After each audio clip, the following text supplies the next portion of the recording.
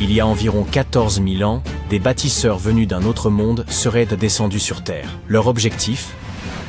Contribuer à l'édification d'un vaste complexe de pierres formé de blocs parfaitement imbriqués. Pour cela, ils auraient employé une technologie très en avance sur leur temps. Et une fois leur tâche accomplie, ils se seraient volatilisés sans laisser la moindre trace. Il ne s'agit pas d'un récit de science-fiction, mais d'une hypothèse avancée pour expliquer le mystère de Pumapunku. Les scientifiques ne la reconnaissent pas officiellement, mais ils ignorent toujours comment, quand et par qui cette structure impressionnante a été construite. Pumapunku est un site intégré à une cité ancienne nommée Tiwanaku, qui se trouve non loin du lac Titicaca, en Bolivie. Tiwanaku occupe une place essentielle dans les traditions incas, car il considérait ce lieu comme le point d'origine de la création du monde. Les spécialistes estiment que Pumapunku aurait été édifié vers l'an 536 de notre ère. Les premiers Européens à le découvrir y sont parvenus en 1549 via l'expédition de Pedro Chieza de León. En son centre se trouve une large plateforme en terrasse, composée de gigantesques blocs de pierre, dont certains atteignent la taille d'un autobus, 8 mètres de long, 5 de large et 1 mètre d'épaisseur. Le plus imposant atteint un poids spectaculaire de 131 tonnes, soit plus que 20 éléphants réunis. Même les éléments plus petits sont comparables à la taille d'un canapé. Les archéologues pensent bon qu'il y avait au moins 5 grands portails, accompagnés de plusieurs autres, plus modestes, probablement inclus dans une structure monumentale. Le site a été construit à partir de 2 roches, le grès rouge et l'andésite, une des plus dures connues sur Terre. Ces blocs en forme de hache s'imbriquent comme les pièces d'un puzzle. Ils paraissent tous identiques, comme issus d'une production industrielle, ce qui semble invraisemblable pour une civilisation ancienne. Comme on l'a souligné, même les plus petits semblent démesurés. Chaque bloc a été sculpté avec des trous et des rainures d'une extrême précision. Les bâtisseurs réussirent à tracer des lignes parfaitement droites, découper des angles identiques, polir des surfaces nettes et percer des trous réguliers. Certains spécialistes pensent qu'ils recouraient à des techniques sophistiquées, bien qu'aucun outil n'ait été retrouvé. Il fallut un millénaire à d'autres pour atteindre une telle précision. Parmi les énigmes les plus déconcertantes figure celle du transport de ces énormes pierres. Le site de Pumapunku se trouve à une altitude vertigineuse de 3840 mètres, dans une région si élevée que même les arbres n'y poussent pas. Les bâtisseurs de l'époque ne disposaient ni de roues, ni de grues, ni d'engins motorisés, et pourtant, ils ont déplacé ces masses colossales sur de longues distances depuis leur carrière d'origine. Certains avancent l'hypothèse de cordage en peau de lama et de rampe, mais la vérité demeure incertaine. La théorie la plus largement retenue attribue ce site monumental à la civilisation Tiwanaku, qui prospéra dans la région entre 500 et 1000 de notre ère. Le complexe était immense et structuré en plusieurs espaces. Une cour à l'ouest, une vaste zone ouverte au centre, et une cour orientale ceinte de murs de pierre. Autrefois, ce lieu devait offrir un spectacle d'une rare splendeur. Des plaques de métal poli scintillaient au soleil, des tissus éclatants et des céramiques raffinées ornèrent les édifices, tandis que des hommes aux costumes élaborés déambulaient sur la place centrale. Pourtant, une incohérence demeure. Le peuple Tiwanaku n'a laissé aucun témoignage écrit relatant les techniques utilisées pour bâtir Pumapunku. Un tel exploit aurait sans doute laissé quelques indices. Or, il n'en existe aucun. Par ailleurs, le peuple Tiwanaku ne possédait pas les technologies qui auraient permis de tailler et de déplacer d'immenses blocs de pierre avec une telle précision. Les premiers historiens de l'architecture ayant analysé le site de manière rigoureuse ont estimé qu'un simple percuteur en pierre n'aurait jamais permis d'obtenir un tel degré de finesse. Et aucun outil métallique lié à cette construction n'a été mis au jour. C'est pourquoi on a émis l'hypothèse que les bâtisseurs ont pu recourir à des instruments atypiques que les chercheurs modernes n'auraient même pas identifiés comme des outils. Une théorie suggère que ces anciens bâtisseurs auraient pu découvrir un procédé permettant d'assouplir la pierre, la rendant ainsi plus facile à façonner avant qu'elle ne durcisse à nouveau. D'autres supposent qu'ils auraient versé de la roche liquide dans des moules, à l'image du béton que nous utilisons aujourd'hui. Si tel était le cas, cela impliquerait l'existence d'une civilisation avancée en Amérique du Sud, bien plus ancienne que ce que nous pensions. Certains relient même cette idée à la légendaire Atlantide, ou à d'autres civilisations disparues qui auraient atteint un niveau de savoir remarquable, avant d'être anéanties par quelques catastrophes. Les légendes locales racontent que des divinités dotées de pouvoirs surnaturels auraient façonné et soulevé les énormes blocs de pierre. D'autres gens avancent que Pumapunku était si sophistiqué que ses bâtisseurs auraient bénéficié de l'assistance de visiteurs venus du cosmos. Ces découpes d'une précision remarquable et ces pierres massives évoquent des techniques de construction contemporaines. Les partisans de cette thèse affirment également que certaines figures sculptées à Tiwanaku semblent arborer des éléments ressemblant à des casques, ce qui pourrait, selon eux, indiquer une origine extraterrestre. Pour contester cette théorie, des scientifiques de l'Université de Californie, à Los Angeles, ont entrepris de modéliser Pumapunku à l'aide de relevés anciens d'une extrême précision. Ils ont conçu une réplique numérique du site, puis en ont imprimé une version miniature, réduite à 4% de sa taille d'origine. Une fois les pièces imprimées, l'équipe les a triées selon leur taille, forme et motif, comme un gigantesque puzzle. Certains blocs possédaient des rainures spéciales pour accueillir des pinces métalliques, tandis que d'autres comportaient des gravures ornementales. Lorsqu'ils ont achevé la maquette, ils ont découvert qu'un bâtiment présentait un design familier, semblable à celui de 2 sites voisins. Ce constat a apporté la preuve que Pumapunku avait été construit par des humains, non par des visiteurs de l'espace. Au fil des siècles, des individus ont dérobé des pierres de Pumapunku et les ont dispersées ailleurs, ce qui a compliqué la tâche des archéologues. Pour pallier cela, l'équipe de l'UCLA a mis en place une archive numérique, permettant aux chercheurs du monde entier d'étudier ce site sans devoir se déplacer jusqu'en Bolivie. Ainsi, il est possible que de nouvelles découvertes viennent éclairer ce mystère. Un autre ouvrage ancien, toujours impressionnant de par sa précision extrême, est le Serapeum de Saqqara, une vaste nécropole construite il y a environ 3000 à 3500 ans. Il fut découvert par hasard en 1850 par le scientifique français Auguste Mariette. À l'intérieur du Sérapéum, ce dernier découvrit un long couloir souterrain. De part et d'autre de ce corridor se dressaient d'immenses salles en pierre, abritant de gigantesques sarcophages faits de granit. Ceux-ci n'étaient pas destinés à des êtres humains, mais aux taureaux sacrés Apis. Ceux-ci étaient vénérés comme des rois, car on les croyait choisis par les dieux. Selon les Égyptiens, ces taureaux étaient les incarnations du dieu Ptah, et possédèrent des pouvoirs magiques destinés à protéger le royaume. Certains de ces sarcophages de pierre pesaient environ 70 tonnes. Ils se distinguaient par leurs angles parfaitement droits et leur surface lisse. Des marques de rouleaux sur le sol, ainsi que des treuils en bois munis de leviers, ont été découverts, témoignant des méthodes employées pour déplacer ces lourdes pierres. Étant donné que les chambres funéraires étaient plus basses que le sol du couloir, les ouvriers les remplissèrent de sable, y roulaient le sarcophage, puis retiraient lentement le sable afin de le faire descendre avec précision à sa place. Une inscription gravée dans le Sérapéum précise qu'il fallait 28 jours pour déplacer une seule de ces lourdes boîtes en pierre. Bien que ces sarcophages fussent destinés à des taureaux, ils étaient nettement surdimensionnés. En effet, les pharaons, souverains d'Égypte, étaient eux-mêmes enterrés dans de petits cercueils, ce qui rend l'existence de ces énormes sarcophages particulièrement étrange. Reste à élucider la raison pour laquelle le granit, pierre très difficile à travailler, fut préféré au calcaire. Certaines théories suggèrent que ces boîtes en pierre ne servaient pas uniquement de sépulture, mais pourraient avoir fonctionné comme d'anciens générateurs. Les Égyptiens maîtrisaient le processus de fermentation. Si l'on déposait des aliments ou de la viande dans une boîte en granit parfaitement hermétique, la fermentation engendrerait une accumulation de pression à l'intérieur. Le granit renferme du quartz, un cristal capable de produire de l'électricité lorsqu'il est comprimé. Lorsque cette pression augmentait, le couvercle de la boîte pouvait s'ouvrir brusquement, libérant ainsi le gaz accumulé. Des illustrations anciennes découvertes au Sérapéum montrent des pierres empilées sur ces coffres, peut-être destinées à alourdir les couvercles afin d'augmenter la production électrique. Des millénaires plus tard, les explorateurs qui ouvrirent ces boîtes ne trouvèrent que des ossements de taureaux, sans doute parce que toute matière organique avait disparu avec le temps.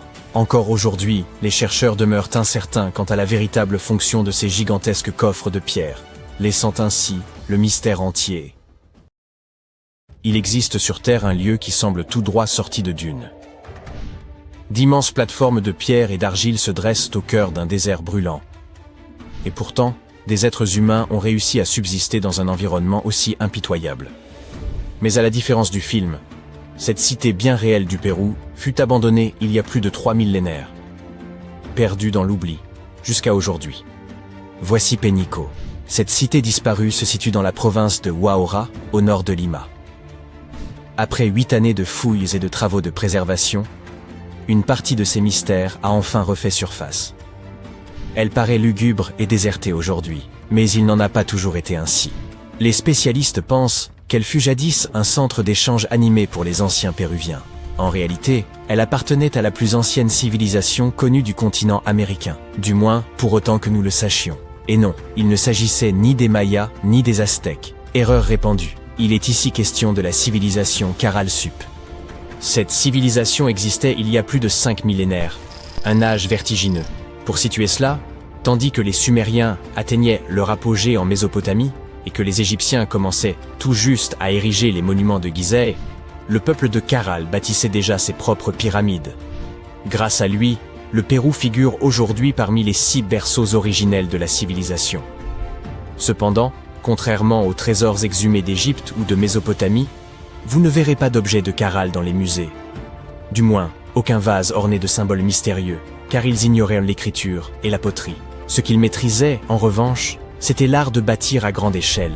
Ils ont légué des merveilles architecturales, telles que des pyramides à degrés et d'immenses places circulaires creusées dans le sol, comme de vastes arènes à ciel ouvert, capables d'accueillir des centaines d'individus.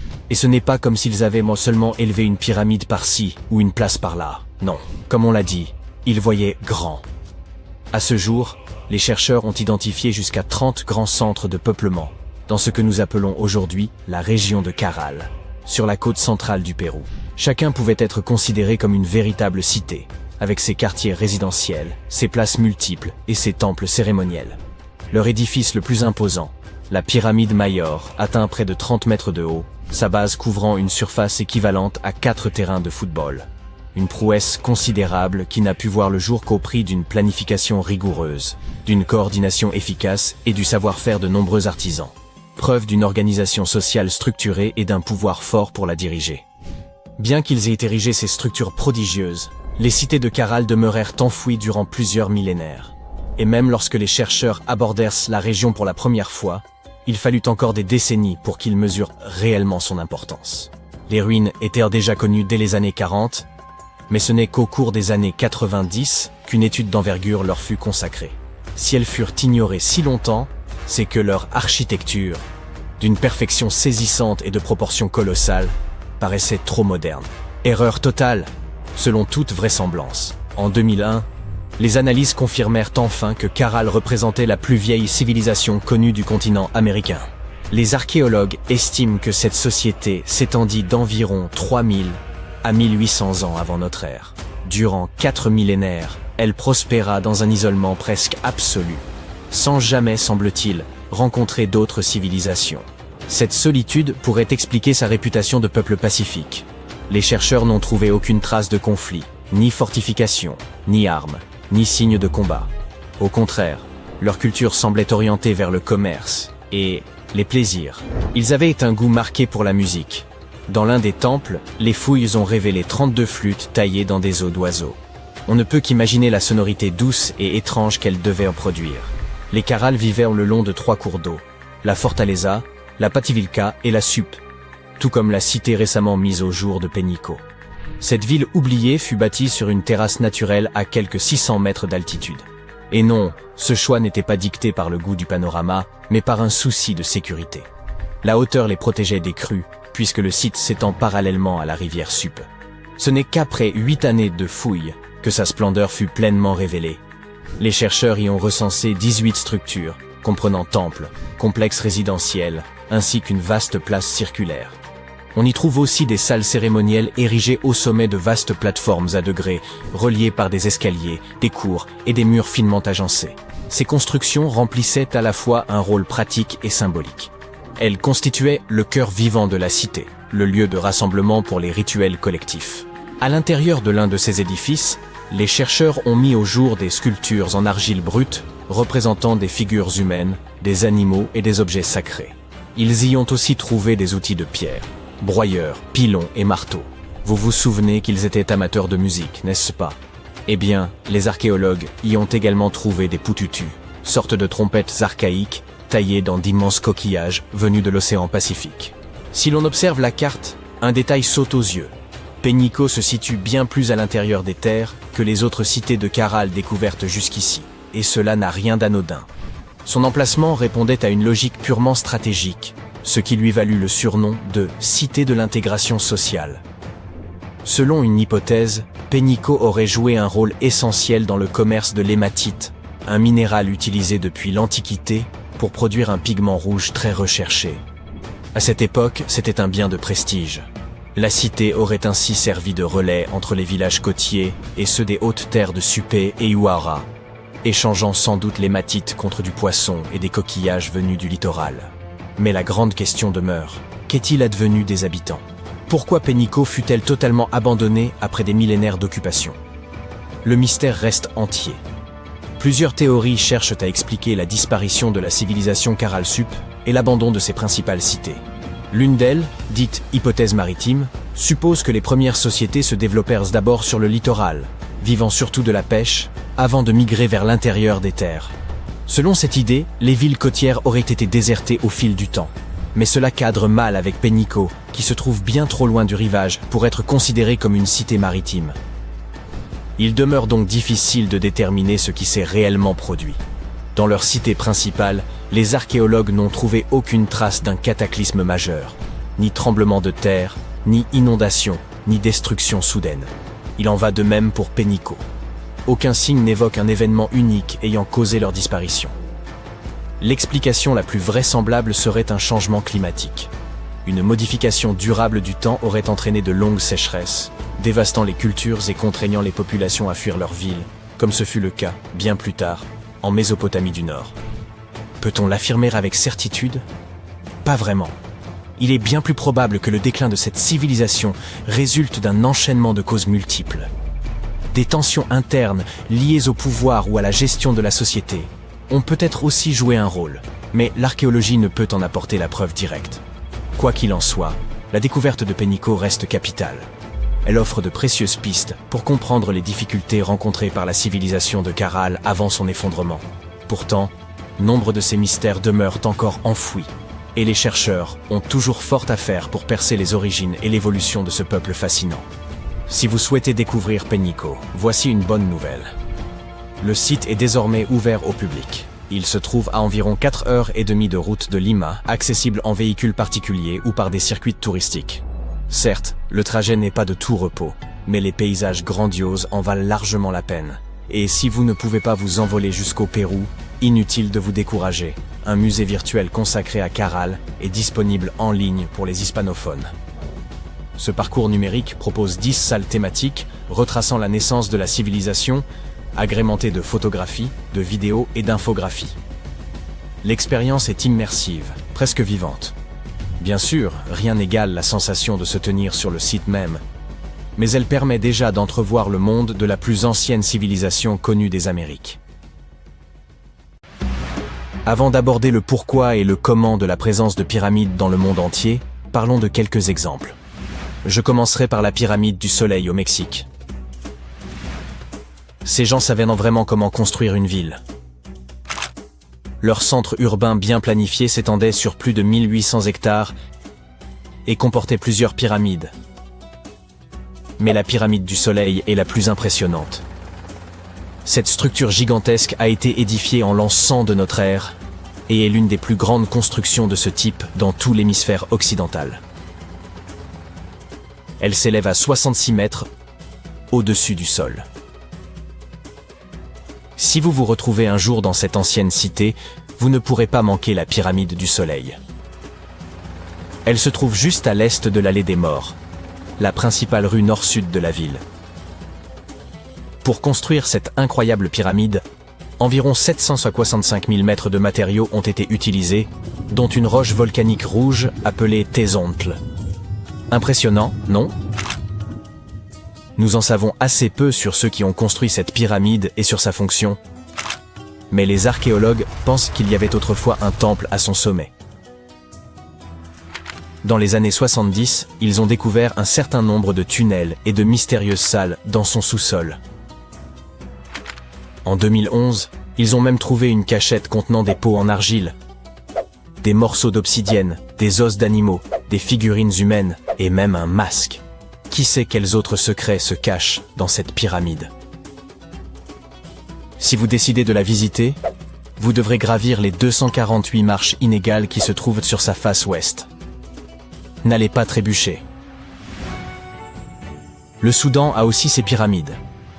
Les pyramides nubiennes ne sont pas aussi grandes que celles d'Égypte, mais il y en a quand même environ 200.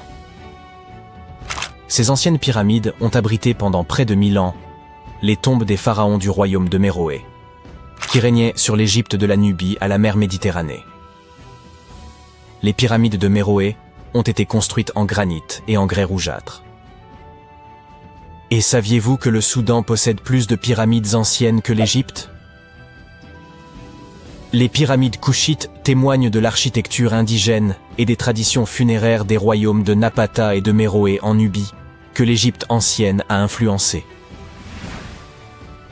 Méroé, où ont été enterrés plus de 40 reines et rois, est le site pyramidal nubien le plus étendu.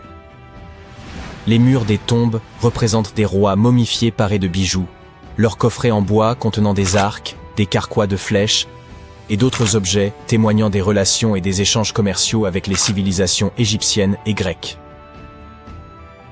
Si vous souhaitez explorer des tombes anciennes, vous pouvez donc éviter les foules en Égypte et vous rendre au Soudan. Envolons-nous vers l'Irak à la découverte d'autres pyramides. Les ziggourats sont composés de strates successives et de temples étagés. Au lieu de murs lisses et droits, elles ont des étages, comme des gâteaux, qui permettaient la réalisation de travaux et la tenue de rituels importants.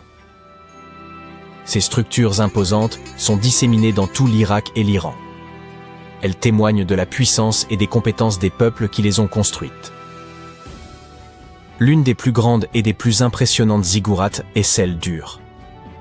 Il s'agit d'une pyramide rectangulaire géante de 20 à 30 mètres de haut, surmontée de 3 niveaux de terrasses et d'un temple. Pouvez-vous imaginer le nombre de briques cuites qu'il a fallu pour construire cet édifice ? 720 000 pour la seule partie inférieure. Cette ziggourate a été construite pour le roi sumérien Ur-Nama. Comme les autres, elle existe depuis des milliers d'années, ce qui explique qu'elle ait été un peu malmenée. Heureusement, le roi babylonien Nabuchodonosor II et quelques archéologues sont venus à sa rescousse, respectivement au 6e avant notre ère et au 20e siècle. Aujourd'hui, elle se trouve près de la base aérienne de Talil. La ziggourate d'Ur a été construite en 2100 avant notre ère par le roi Ur-Nama, pour le dieu de la lune Nanna. C'était le plus haut bâtiment de la ville et on pouvait le voir à des kilomètres à la ronde. Il ressemblait à la flèche d'une cathédrale médiévale. Les gens y apportaient leur surplus agricole et obtenaient leur lot de nourriture en retour, mais c'était aussi un lieu spirituel. Malheureusement, le temple de Nanna, situé au sommet de la ziggourate, n'a pas survécu, mais nous possédons quelques briques bleues, vernissées, qui pourraient avoir fait partie de son décor. Les parties inférieures de la ziggourate sont tout de même étonnantes. Les architectes ont même percé des trous dans l'extérieur du temple pour permettre à l'eau de s'évaporer. Maintenant que nous avons exploré quelques-unes des pyramides de notre planète, élargissons notre perspective. On en trouve dans de nombreuses régions du monde. L'Égypte compte plus de 100 pyramides. Le Soudan en a le double, et des dizaines d'autres sont disséminées au Moyen-Orient et en Chine. Mais c'est en Amérique que l'on trouve le plus grand nombre de pyramides. Il y en a plus là-bas que dans toutes les autres parties du monde réunies. Ces pyramides sont situées au Mexique, au Guatemala, au Honduras et au Salvador. Voici un aperçu de l'évolution des pyramides au cours de l'histoire. La plus ancienne se trouve en Égypte. Il s'agit d'une pyramide à degrés, constituée de couches de pierres superposées. C'est au pharaon Snéfrou que l'on attribue la création de ce type de pyramide très connu. Au cours de son règne de 45 ans, il a construit 3 pyramides. Ses 2 premières tentatives ont échoué, mais il a finalement réussi avec la pyramide rouge, qui est considérée comme la première vraie pyramide. C'est son fils, Khéops, qui construisit la grande pyramide de Gizeh, la plus haute construction humaine sur Terre pendant près de 4000 ans. Les pyramides d'Amérique latine sont semblables aux premières pyramides à degrés égyptiennes, mais elles ont été construites indépendamment les unes des autres. Les pyramides du Soudan ont été construites vers 700 avant notre ère. Elles sont hautes, mais beaucoup plus étroites que celles d'Égypte. Comment toutes ces civilisations ont-elles pu construire ces édifices sans communiquer entre elles? Après tout, les Aztèques, les Mayas et les anciens Égyptiens étaient aussi différents que possible. Mais malgré leurs différences culturelles, ils semblaient tous d'accord sur une chose. Les pyramides étaient plutôt cool. Les pyramides à degrés sont présentes dans le monde entier parce que c'était le type de structure le plus pratique et le plus stable. Elles pouvaient être construites en hauteur sans matériaux légers comme le bois ou le métal. La forme triangulaire avec une base carrée est extrêmement stable comparée à une structure cubique qui nécessiterait plus de matériaux pour une hauteur moindre. En ce qui concerne la conception des pyramides, celle d'Égypte ressemblait à des triangles géants avec une base carrée, des côtés lisses et un sommet pointu. En revanche, les Aztèques et les Mayas ont préféré l'aspect d'un gâteau à étages, avec des marches menant à une plateforme au sommet. Ainsi, bien que toutes ces pyramides aient la même base, elles ont chacune leur propre style. Chaque groupe a construit ces pyramides en utilisant des inclinaisons, des techniques et des matériaux différents. Ainsi, même s'ils se sont parfois inspirés du travail des autres, ils sont restés originaux. Les pyramides égyptiennes avaient des faces lisses et inclinées conçues pour favoriser l'ascension de l'âme du pharaon. La pyramide du soleil a été construite au-dessus de grottes qui servirent de passage aux divinités. Les Mayas ont construit le temple de Kukulkan à Chichén Itzá pour honorer cette divinité que l'on représente généralement sous la forme d'un serpent. Surnommé El Castillo, il comporte 91 marches de chaque côté ainsi qu'une plateforme, soit 365 marches, une pour chaque jour du calendrier maya. Dites-moi les amis, comment les pyramides ont-elles été conçues? Pour commencer, ce sont des humains qui les ont construites, et non des extraterrestres débarqués sur Terre en soucoupe volante. Vous voyez, une chose que toutes les pyramides ont en commun, c'est qu'elles ont été bâties sans outils avancés, et parfois même sans roues. Les ouvriers, qualifiés ou non, étaient nombreux, ainsi que les architectes. Par exemple, on estime qu'il fallut 20 000 personnes pour la grande pyramide de Gizeh, et que la plupart étaient de fins artisans. La construction d'une pyramide était une entreprise de grande envergure qui nécessitait des années de planification et d'efforts. Celle de Cholula, au Mexique, a nécessité 600 ans de travail. Nous entendons de plus en plus parler d'objets mystérieux tombant du ciel. Des choses métalliques étranges frôlant les maisons et roulant entre les fermes. Comme en Argentine l'autre jour, il n'y avait aucune traînée et cela n'a déclenché aucune alerte radar. C'était seulement un boom soudain qui a surpris les habitants du coin. Avant que vous ne vous en rendiez compte, tout était bloqué, les autorités surveillant la zone. Que se passe-t-il réellement, et sommes-nous en danger que cela nous arrive également? Les habitants d'une petite ville rurale du nord de l'Argentine mènent une vie tranquille. Pour eux, sans doute, la chose la plus dramatique est lorsqu'une vache s'égare. Ce qu'ils n'attendaient certainement pas, c'était un cylindre géant tombant de nulle part. Le propriétaire s'estimait heureux que l'objet n'ait pas percuté sa maison. Il a appelé la police, sinon pour comprendre ce que c'était et ce que cela faisait soudain dans son jardin, du moins pour l'aider à s'en débarrasser. Cependant, lorsque les agents sont arrivés sur place, ils ont compris que cette tâche dépassait leurs compétences. Ils ont dû appeler des spécialistes, ceux qui arrivent avec des équipements de protection et des instruments étranges qui émettent des bips. Avant d'examiner l'objet, la procédure standard consiste à s'assurer que rien n'est prêt à exploser. Les objets tombés de l'espace peuvent être comme une canette secouée pleine de carburant de fusée restant. Un mauvais coup de sonde et pssst, cela pourrait causer de sérieux problèmes. Après s'être assuré qu'il était sûr d'approcher l'objet, le véritable mystère a commencé à se dévoiler. Là même, dans la Terre, se trouvait une longue coque noire en fibre de carbone, marquée de bosses sur le flanc. Elle ressemblait à un reste de vaisseau spatial mâchonné, puis recraché par une effrayante baleine de l'espace. Quand les objets chutent, leur rotation peut fortement s'accélérer. Et lorsqu'ils atteignent le sol, ils peuvent culbuter comme un ballon de rugby mal rattrapé, ce qui les déforme et les rend méconnaissables. Les rapports indiquent une longueur de près d'1,60 m et un poids suffisant pour s'enfoncer dans la terre. L'objet semblait aussi avoir été conçu avec des lignes nettes et une forme bien structurée. Qu'est-ce que cela pouvait bien être? L'hypothèse la plus évidente était qu'il est dérivé depuis son orbite. Peut-être un vestige d'un ancien lancement, ayant finalement perdu sa lutte contre la gravité. Des milliers de satellites hors service et de fragments de fusées gravitent encore autour de la Terre. Même dans l'espace, une légère traînée atmosphérique grignote les objets et leur vole leur vitesse. Et lorsqu'ils ralentissent trop, ils retombent en spirale vers notre planète. Un vieux satellite constitue donc une bonne piste. Cependant, la forme reste étrange. En général, ils sont ronds et non comme celui-ci. Une autre explication plausible serait que cet objet étrange provienne d'un avion. Les appareils commerciaux perdent parfois des éléments tels que des panneaux, des pneus ou même des portes. En 2014, un Boeing 757 de Delta connut une aventure imprévue en perdant un panneau supérieur d'aile en plein vol. Même si cela peut paraître inquiétant, le problème n'affecta pas la capacité de l'avion à voler, et il atterrit sans encombre. En juillet 2024, un Boeing 757 de United Airlines, au décollage de Los Angeles, perdit une roue du train d'atterrissage principal, mais poursuivit jusqu'à Denver et se posa sans faire de blessés. Comme vous le constatez, des choses étranges arrivent, mais l'objet argentin paraît bien trop inhabituel et nettement plus volumineux. Et si quelque chose d'aussi massif était tombé d'un avion en plein vol, il y aurait presque à coup sûr des rapports ultérieurs et quelque part un pilote extrêmement inquiet. Il n'est pas non plus impossible que l'objet provienne d'un projet expérimental. Peut-être un prototype sans lien avec une mission publique, car tous les essais novateurs ne sont pas annoncés.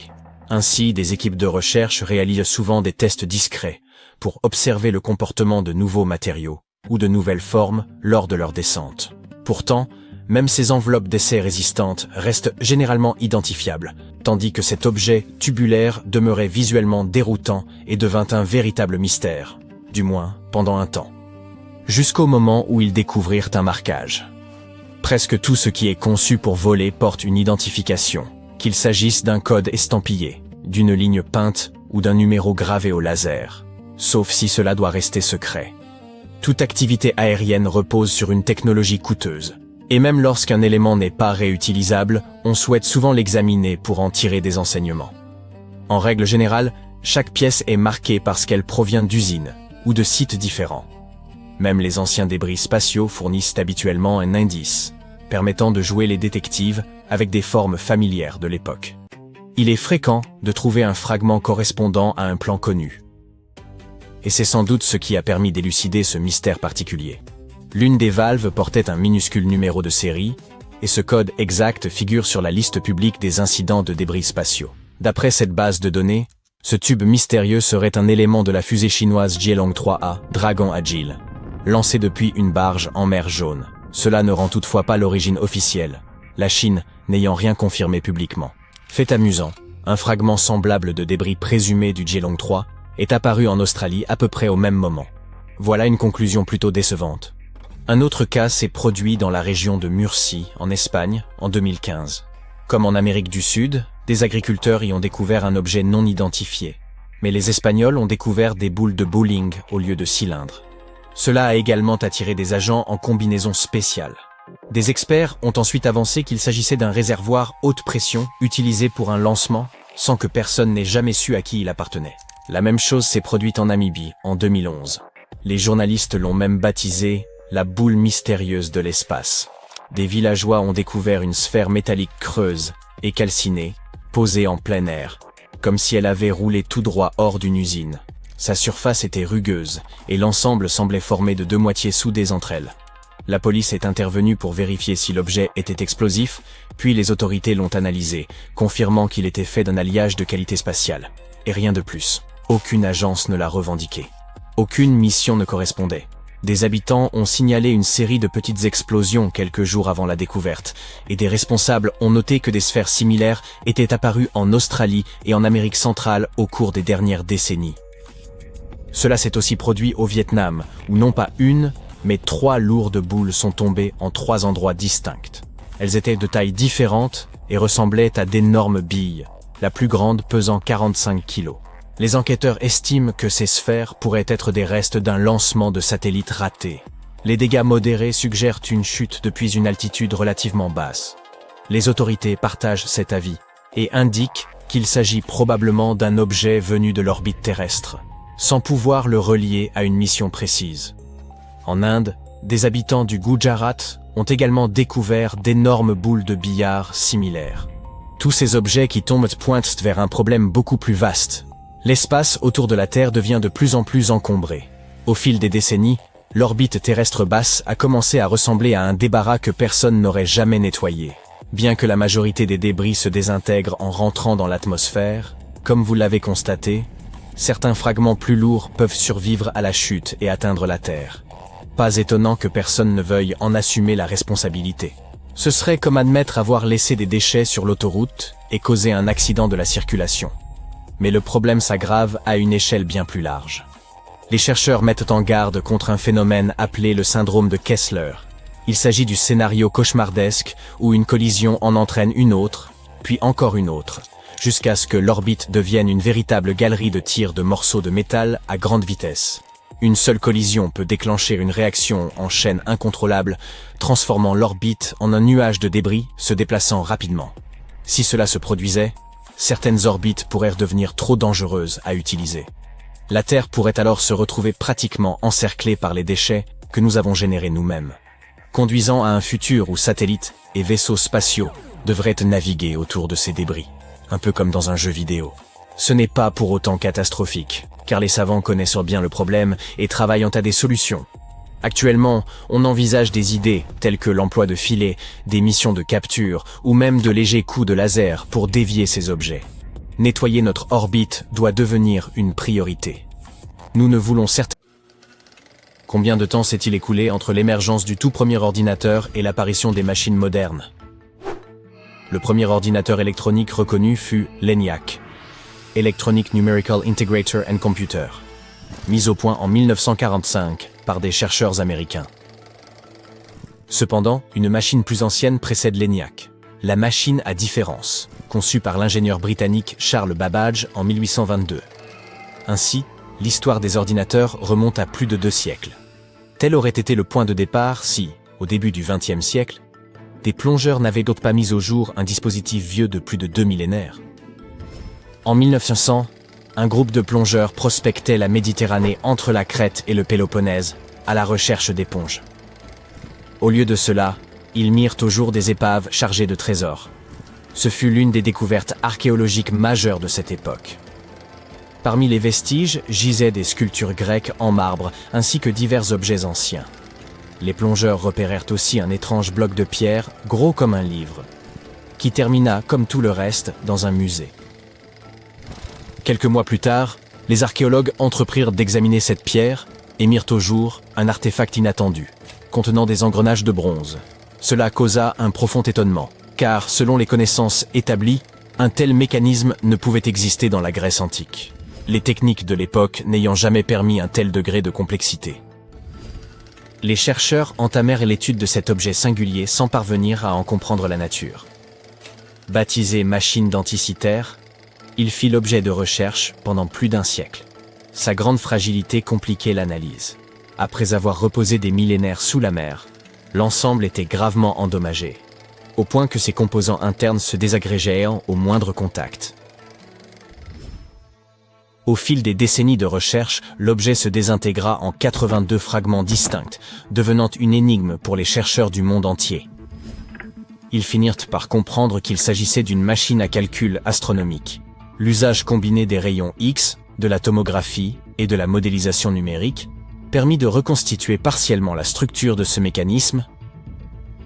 Ce dispositif complexe comprenait une trentaine d'engrenages en rotation qui mettaient un cadran en mouvement, le tout activé par une simple manivelle.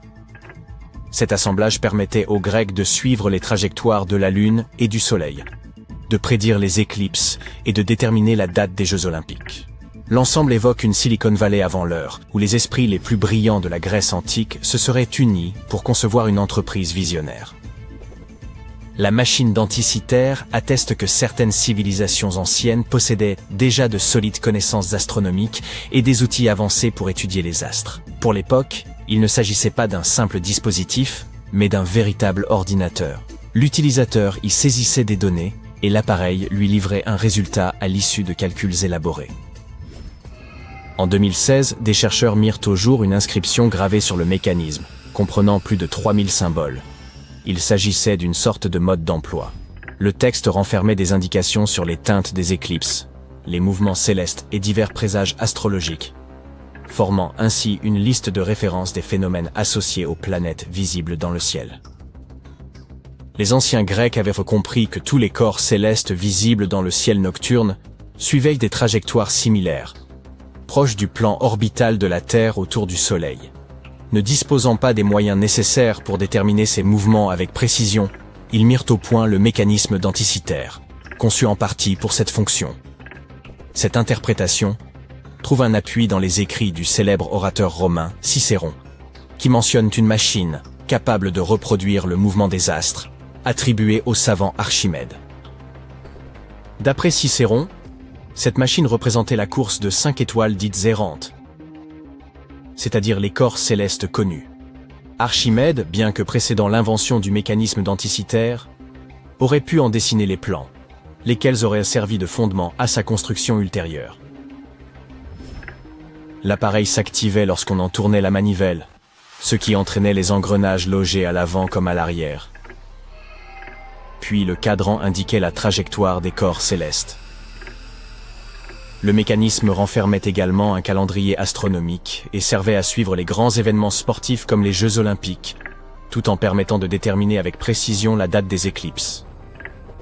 Il s'agissait vraisemblablement d'un précieux outil d'organisation, réservé aux savants ou aux citoyens fortunés de la Grèce antique. Ce qu'il y a de plus surprenant, c'est que son concepteur semble y avoir intégré une fonction modifiant les propriétés d'observation, selon la position géographique de l'observateur. Cela implique que les astronomes de l'Antiquité devaient saisir des coordonnées distinctes d'une région à l'autre pour obtenir des résultats exacts.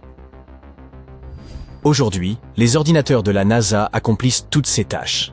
Ces engins sophistiqués, valant plusieurs millions, reposent sur l'électricité, des circuits, des processeurs et une multitude de composants. Et pourtant, les Grecs avaient atteint des résultats comparables, il y a 2 millénaires, à l'aide de ce petit instrument. Cela bouleverse notre conception des technologies grecques antiques. Les gens de cette époque disposèrent de systèmes de plomberie et utilisèrent la vapeur pour actionner certains dispositifs. Leur degré de sophistication était réel, mais nul ne s'attendait à ce qu'ils aient atteint un tel niveau.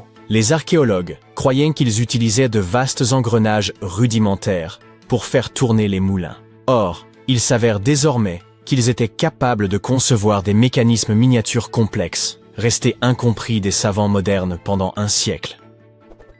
Les plongeurs poursuivent l'exploration du fond marin où fut découvert le mécanisme d'Anticythère. Ils ont déjà trouvé d'autres objets comme des clous et un anneau en bronze. Ces fouilles sous-marines sont longues et périlleuses, ce qui retarde considérablement les recherches. Les spécialistes estiment que le mécanisme d'Anticythère n'était probablement pas un exemplaire isolé. Il est possible que les anciens Grecs aient fabriqué d'autres appareils semblables, aujourd'hui soit cachés, soit fondus pour en récupérer le bronze, un métal précieux à l'époque. Lorsque ces ordinateurs astronomiques tombaient en panne, ils étaient souvent recyclés. Certains chercheurs considèrent ce mécanisme comme le prototype ancien de tous nos dispositifs modernes, tels que les téléphones, ordinateurs et tablettes, soulignant ainsi son importance capitale. Par ailleurs, avez-vous déjà entendu parler de l'odomètre ? Cet instrument mesure la distance parcourue par un véhicule. S'il est aujourd'hui numérique, il était mécanique à l'origine et fut inventé par les Grecs anciens. Selon certaines sources, Archimède lui-même aurait participé à sa création. Plus tard, les Romains l'ont adopté pour leurs longs voyages, où il servait aussi à faciliter la construction et l'entretien des routes. Les Grecs furent les premiers à chercher à comprendre les principes de la géométrie. Babyloniens et Égyptiens utilisaient la géométrie dans divers aspects de leur vie quotidienne. Pourtant, ce sont les Grecs qui appliquèrent un raisonnement logique pour définir les règles et formules que nous employons encore aujourd'hui. Archimède remarqua ainsi qu'un corps solide, immergé dans l'eau, déplaçait une quantité d'eau équivalente à son volume. Et connaissez-vous le serment d'Hippocrate ? Ce texte est récité solennellement par chaque nouveau médecin avant de commencer à exercer. Pour nous, la confidentialité entre patients et médecins, ainsi que le devoir constant du médecin de guérir et sauver des vies, semblent évidents. Pourtant, ces principes ont été établis par Hippocrate, célèbre médecin de la Grèce antique. Outre ce serment renommé, Hippocrate fut l'un des premiers à accomplir une avancée scientifique majeure en médecine. Jadis, les maladies étaient perçues comme des châtiments divins. Mais Hippocrate démontra qu'elles résultaient de causes naturelles, et que le corps humain pouvait réagir différemment à celles-ci. Cette vérité, qui paraît aujourd'hui incontestable, fut découverte par les anciens Grecs dès 460 avant notre ère. Aristote fut pour sa part le premier à affirmer que la Terre était une sphère. Grâce à sa poétique, nous bénéficions aujourd'hui de films, de séries et de spectacles. Les Grecs posèrent les bases du théâtre sous sa forme actuelle, et Aristote rédigea les premières règles dramatiques connues, lesquelles servent encore aux réalisateurs et scénaristes pour captiver leur public.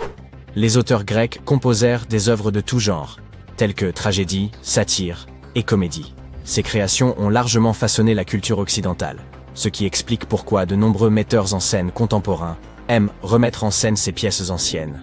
Et cela ne représente qu'une fraction des nombreuses inventions grecques. Ainsi, il ne semble pas illogique qu'ils aient pu concevoir le mécanisme d'Anticythère.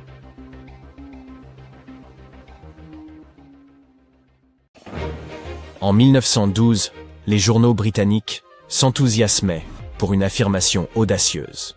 Les premiers humains seraient apparus en Grande-Bretagne et non en Afrique. L'impression était celle d'une histoire réécrite de fond en comble, et l'adhésion fut générale. Les foules applaudirent, les savants célébrèrent l'événement, et le petit village de Piltdown, dans le Sussex, devint soudain le centre de ce qui fut présenté comme la plus grande découverte de l'histoire de l'évolution. Tout cela fut rendu possible par Charles Dawson, un archéologue amateur curieux, désireux de se faire un nom dans le monde scientifique. Il affirma avoir découvert des fragments osseux appartenant à une créature intermédiaire entre les singes et les humains. Dawson s'associa à Arthur Smith Woodward, géologue respecté du Musée d'histoire naturelle de Londres, et ensemble ils assemblèrent des morceaux de crâne, des dents et même des outils primitifs. Leur découverte, baptisée l'Homme de Piltdown, fut présentée à la Société géologique et crue pendant des décennies. Les manuels scolaires réorganisèrent même l'évolution humaine autour de ce fossile, appris comme une vérité absolue par des générations entières. Mais un retournement survint. En 1949, de nouvelles techniques permettant de dater précisément les objets révélèrent des incohérences. Les analyses montrèrent que le crâne n'avait qu'environ 50 000 ans, et non plusieurs centaines de milliers. Plus surprenant encore, le crâne et la mâchoire n'appartenaient pas à la même espèce. Un crâne humain avait été combiné avec la mâchoire d'un singe, probablement un orang-outan. Les dents avaient été limées pour paraître plus humaines, et les os teintés afin de correspondre au gravier environnant. Ce fossile artificiel parvint à tromper le monde entier en lui faisant croire à la découverte d'une pièce manquante de l'histoire humaine. Dawson entra ainsi dans l'histoire scientifique, mais sans doute pas comme il l'avait espéré. Et il n'était pas un cas isolé. Certains agissaient par appât du gain, d'autres par soif de renommée. À la fin du XIXe siècle, à Paris, les musées accumulaient les trésors antiques comme s'il s'agissait de cartes Panini. Lorsqu'une somptueuse tiare en or, prétendument attribuée à un roi scythe nommé Saïta-Farnès, apparut sur le marché, le Louvre estima devoir l'acquérir. Elle était spectaculaire, richement ornée, majestueuse, digne d'un souverain. Le musée versa une somme considérable et l'exposa fièrement comme un chef-d'œuvre de l'art ancien. Puis survint la désillusion. Quelques années plus tard, un orfèvre entreprenant d'Odessa, Israël Rouchomovski, lut un article sur la prestigieuse découverte du Louvre et éclata de rire. Il reconnut la tiare qu'il avait façonnée de ses propres mains.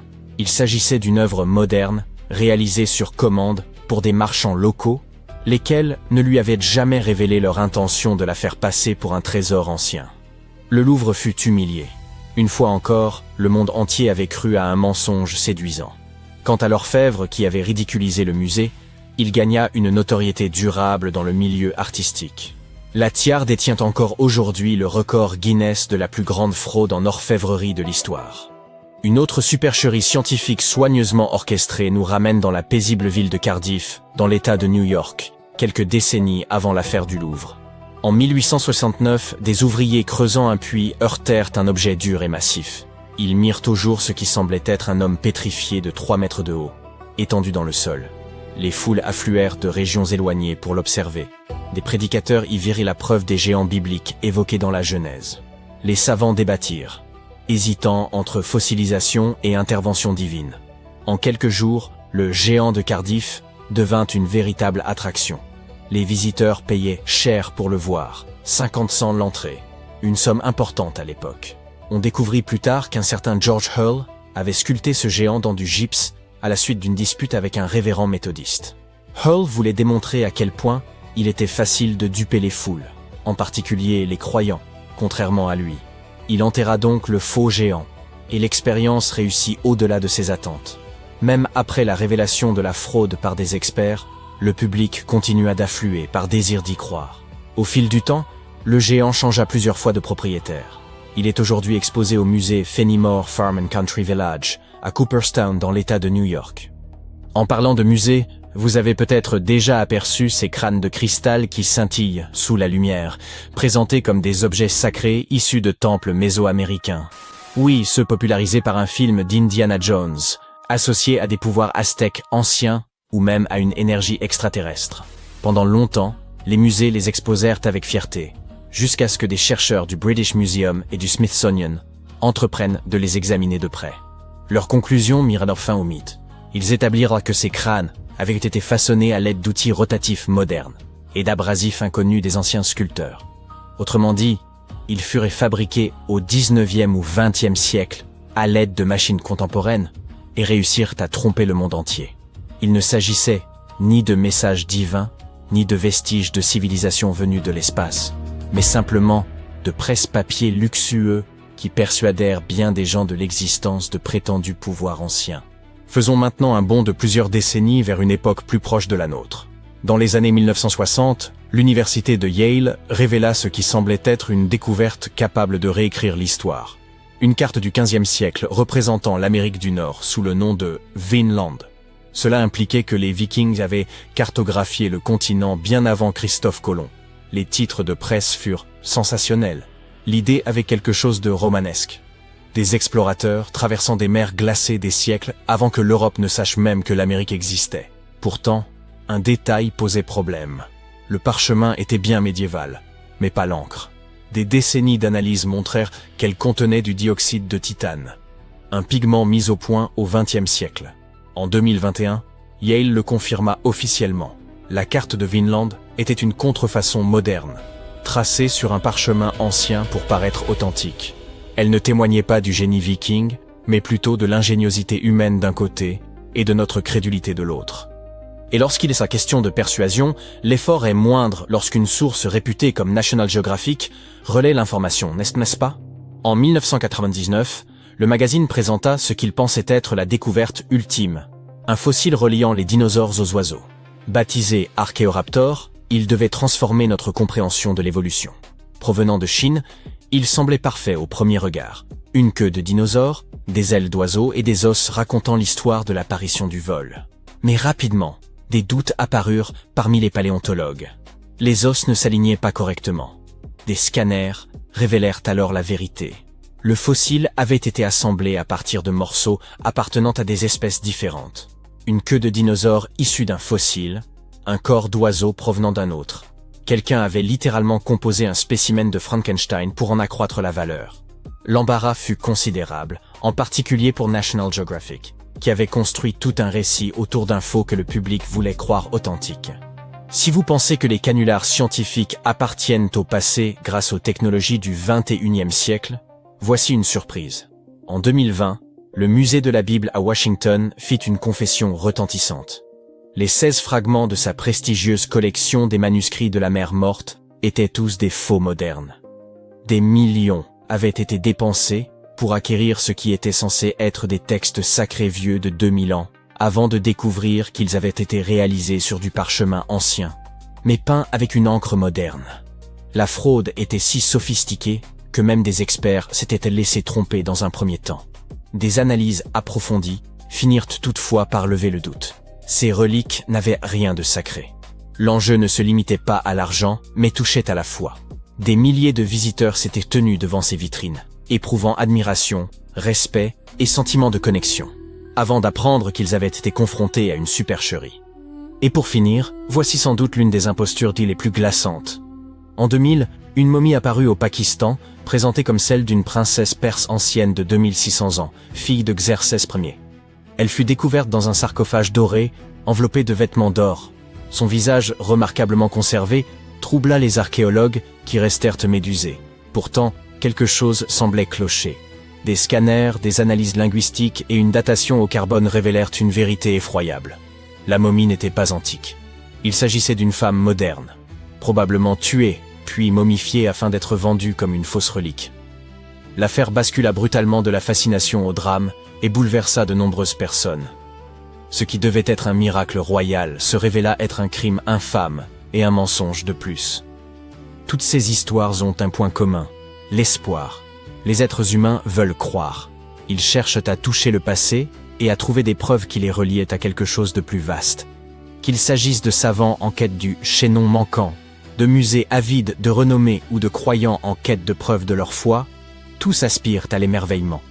L'histoire regorge d'imposteurs et, parfois, ce sont précisément ces supercheries qui donnent naissance. Ils y sont enfin parvenus. Après 3 siècles de quête, des archéologues ont identifié l'emplacement de la mystérieuse terre du jaguar blanc. Une cité maya tapie au cœur des jungles mexicaines. Tout débuta véritablement au XVIe siècle avec les Lacandons, irréductibles descendants des Mayas, doués d'une exceptionnelle résilience. Lorsque leur capitale principale, la Camtún, tomba aux mains des Espagnols en 1586, beaucoup auraient mal considéré la cause perdue.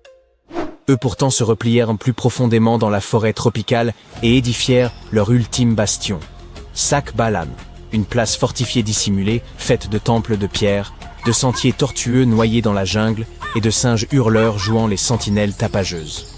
Durant plus d'1 siècle, ils y préservèrent leurs traditions, loin de toute domination européenne. Puis, en 1695, l'histoire revint brusquement frapper à leurs portes. Un missionnaire espagnol nommé Diego de Rivas tomba droit sur Sacbalan. Ce fut le début d'un irrévocable déclin, car les Espagnols ne tardèrent pas à en prendre le contrôle. En 1721, les Mayas abandonnèrent le site, et la jungle récupéra aussitôt ses droits. Racines éventrant les murs, lianes étouffant les places. La cité ne s'évanouit pas. Elle fut littéralement dévorée par la nature. Durant les 3 siècles suivants, Sacbalan devint davantage un mythe qu'un souvenir tangible. Un nom qu'archéologues et explorateurs mentionnaient à voix basse, nourrissant l'espoir secret de l'apercevoir un jour. Bien des expéditions tentèrent de la retrouver, mais la forêt tropicale se révélait perfide. Chaque sentier paraissait identique, l'humidité réduisait les cartes en lambeaux, et même le GPS s'avérait impuissant sous l'épaisse voûte végétale. C'était comme chercher une aiguille dans une botte de foin, sauf que la botte était vivante, hérissée d'épines, et peuplée de jaguars prêts à faire de vous leur repas. Comment alors les scientifiques ont-ils percé l'énigme? Grâce à un unique élément, une lettre du XVIIe siècle. Dans ce document, Diego de Rivas décrivait en détail les routes, rivières et sentiers menant à Sacbalan. Il retraçait le périple de soldats marchant 4 jours jusqu'au rio La Cantún, puis naviguant 2 jours vers l'église El Encuentro de Cristo, où ils abandonnèrent leur canoë avant de poursuivre à pied vers le lac Petén Itzá, au Guatemala. Ces indications étaient déjà très précieuses, mais les chercheurs voulurent déterminer l'emplacement précis en recourant au système d'information géographique, SIG. Ils intégrèrent les différentes couches de végétation et la charge portée par chaque homme, afin de délimiter la zone où Sacbalan devait probablement se trouver. Le calcul fut concluant. Guidés par ces résultats, les archéologues se frayèrent un chemin dans la jungle et découvrirent des temples de pierre surgissant du sol tels des dents brisées, ainsi que des outils, des céramiques et même une église espagnole nichée au cœur des vestiges. Cette découverte ne se résume pas à de simples ruines spectaculaires, elle réécrit l'histoire. On pensait que les Lacandons s'étaient dispersés après la chute de la Camtún. Mais Sacbalan démontre qu'ils se sont réorganisés, qu'ils ont résisté et préservé leur culture durant plus d'1 siècle. C'est comme retrouver le dernier chapitre d'un récit que l'on croyait inachevé. L'ironie est frappante. Le missionnaire espagnol qui dévoila Sacbalan contribua à sa perte. Et pourtant sa lettre permit, bien plus tard, de lui rendre mémoire. Aujourd'hui, les ruines reposent au sein d'une réserve de biosphère, protégées par la même jungle qui les cachait autrefois. On ne peut s'y aventurer à la légère. La nature y est âpre et foisonnante. La cité respire à nouveau, mais selon ses propres lois. Des scientifiques ont récemment mis au jour une autre cité perdue, enfouie sous les jungles denses du Mexique depuis 6 siècles. Cette ville, nommée Guyengola, est immense. Environ 360 hectares, plus de 1100 bâtiments, 4 km de murs défensifs, un réseau de routes et un plan urbain remarquablement structuré. En raison de son isolement profond, il aurait été impossible de mesurer son étendue sans des années d'exploration. Mais c'est là que la technologie moderne intervint. Grâce au lidar, un outil de balayage laser, les chercheurs survolèrent le site et obtinrent, en seulement 2 heures, une carte 3D complète de l'ancienne cité. Guyengola fut construite entre 1350 et 1121, à l'époque précolombienne, et grouillait autrefois de vie. Elle constituait un centre majeur pour le peuple zapotèque, présent dans la région depuis environ 600 avant notre ère. Les familles y résidaient dans des maisons organisées autour de vastes patios centraux, entourés de pièces qu'elles étendaient à chaque naissance, prolongeant ainsi leurs habitations. Elles employaient également les montagnes voisines comme rempart naturel et détournaient les eaux de ces reliefs pour assurer le drainage. De nombreux édifices subsistent encore, un fait remarquable au regard des siècles écoulés. À la fin du XVe siècle, les Zapotèques étaient une puissance incontestée le long de la côte pacifique, repoussant même les ambitions expansionnistes des Aztèques. À Guyengola, ils résistèrent à un siège implacable de 7 mois. Toutefois, l'abri offert par les montagnes restait incomplet. L'eau douce et les terres cultivables faisèrent défaut. À moins de 20 km, la ville plus petite de Tehuantepec offrait ses ressources nécessaires, et les Zapotèques s'y installèrent peu avant l'arrivée des Espagnols en 1521. Les découvertes actuelles ne constituent que la partie émergée de l'iceberg. Le scan LIDAR révéla plus d'1 millier de bâtiments, et les archéologues envisagent plusieurs années de recherche. Plutôt que de tout exhumer et risquer des dommages, ils continueront à étudier la cité grâce à des technologies de balayage avancées. À présent, rendons-nous en Égypte, où des archéologues ont mis au jour une ville perdue entière, nommée Imet, nichée dans le delta oriental du Nil. Elle était enfouie sous des couches de boue, d'eau et de siècles d'histoire, dissimulée dans un marécage en perpétuelle mutation.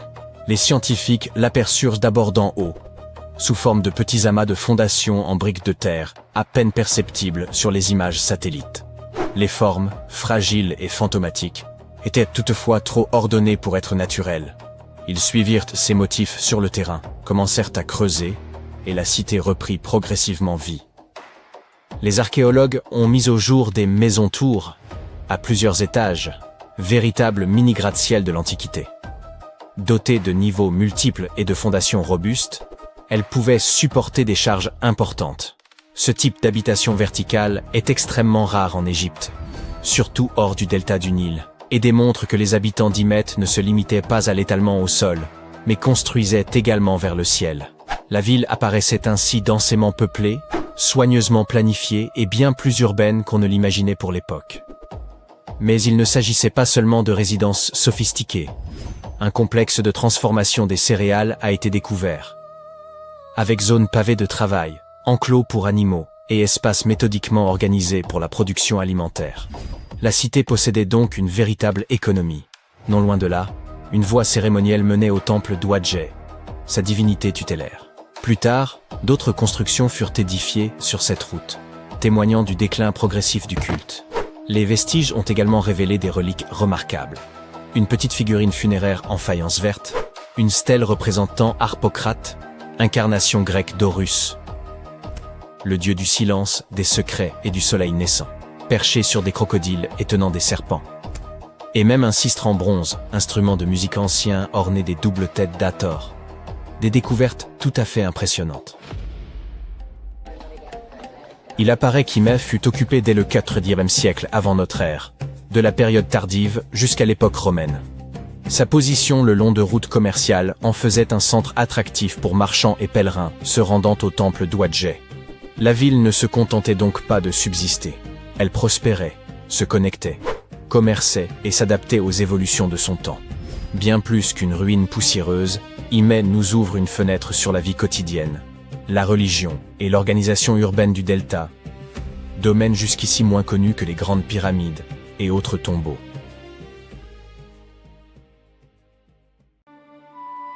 Il était une fois un phare si haut qu'on pouvait apercevoir son faisceau à 48 km de distance. Une tour mystérieuse qui était le symbole de la richesse et du génie de l'ingénierie. Faite de pierres si gigantesques et lourdes qu'elles nous laissent encore sans voix. Comment ont-ils fait ça? Elle a survécu à plusieurs tremblements de terre consécutifs jusqu'à s'effondrer au XIVe siècle.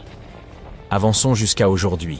Des archéologues viennent de remonter 22 de ces blocs colossaux des fonds marins. Ils sont en train de reconstituer la tour pour que nous puissions à nouveau l'admirer et l'explorer. Mais pas comme vous pourriez l'imaginer. Le phare d'Alexandrie n'était pas un phare parmi d'autres. C'était le phare des civilisations anciennes. L'une des merveilles du monde les plus durables. Construit vers 280 avant notre ère sur une petite île appelée Pharos, il culminait à environ 100 mètres de haut. À titre de comparaison, c'est plus haut que la Statue de la Liberté, ou Big Ben. Toutefois, gardez à l'esprit qu'elle fut construite avant l'invention de la grue, de la poutre en acier et des amateurs de musculation. Et cela devient époustouflant. Pour les marins, apercevoir cette tour scintillante, c'était comme de voir enfin le panneau de sortie après des heures de conduite sur l'autoroute la plus dangereuse du monde. Le phare était un soulagement pour leurs yeux fatigués, car la légende dit que les eaux autour de Pharos étaient difficiles, pleines de récifs cachés extrêmement dangereux pour les navires. D'anciennes sources prétendent que sa construction a nécessité environ 12 ans, avec un coût avoisinant les 800 talents d'argent athéniens, une unité de poids antique proche de 26 kg. Cela signifie que quelqu'un a dû transporter des coffres contenant 23 tonnes de pièces de monnaie pour régler la note, sans chariot élévateur, très probablement à travers la mer. Incroyable.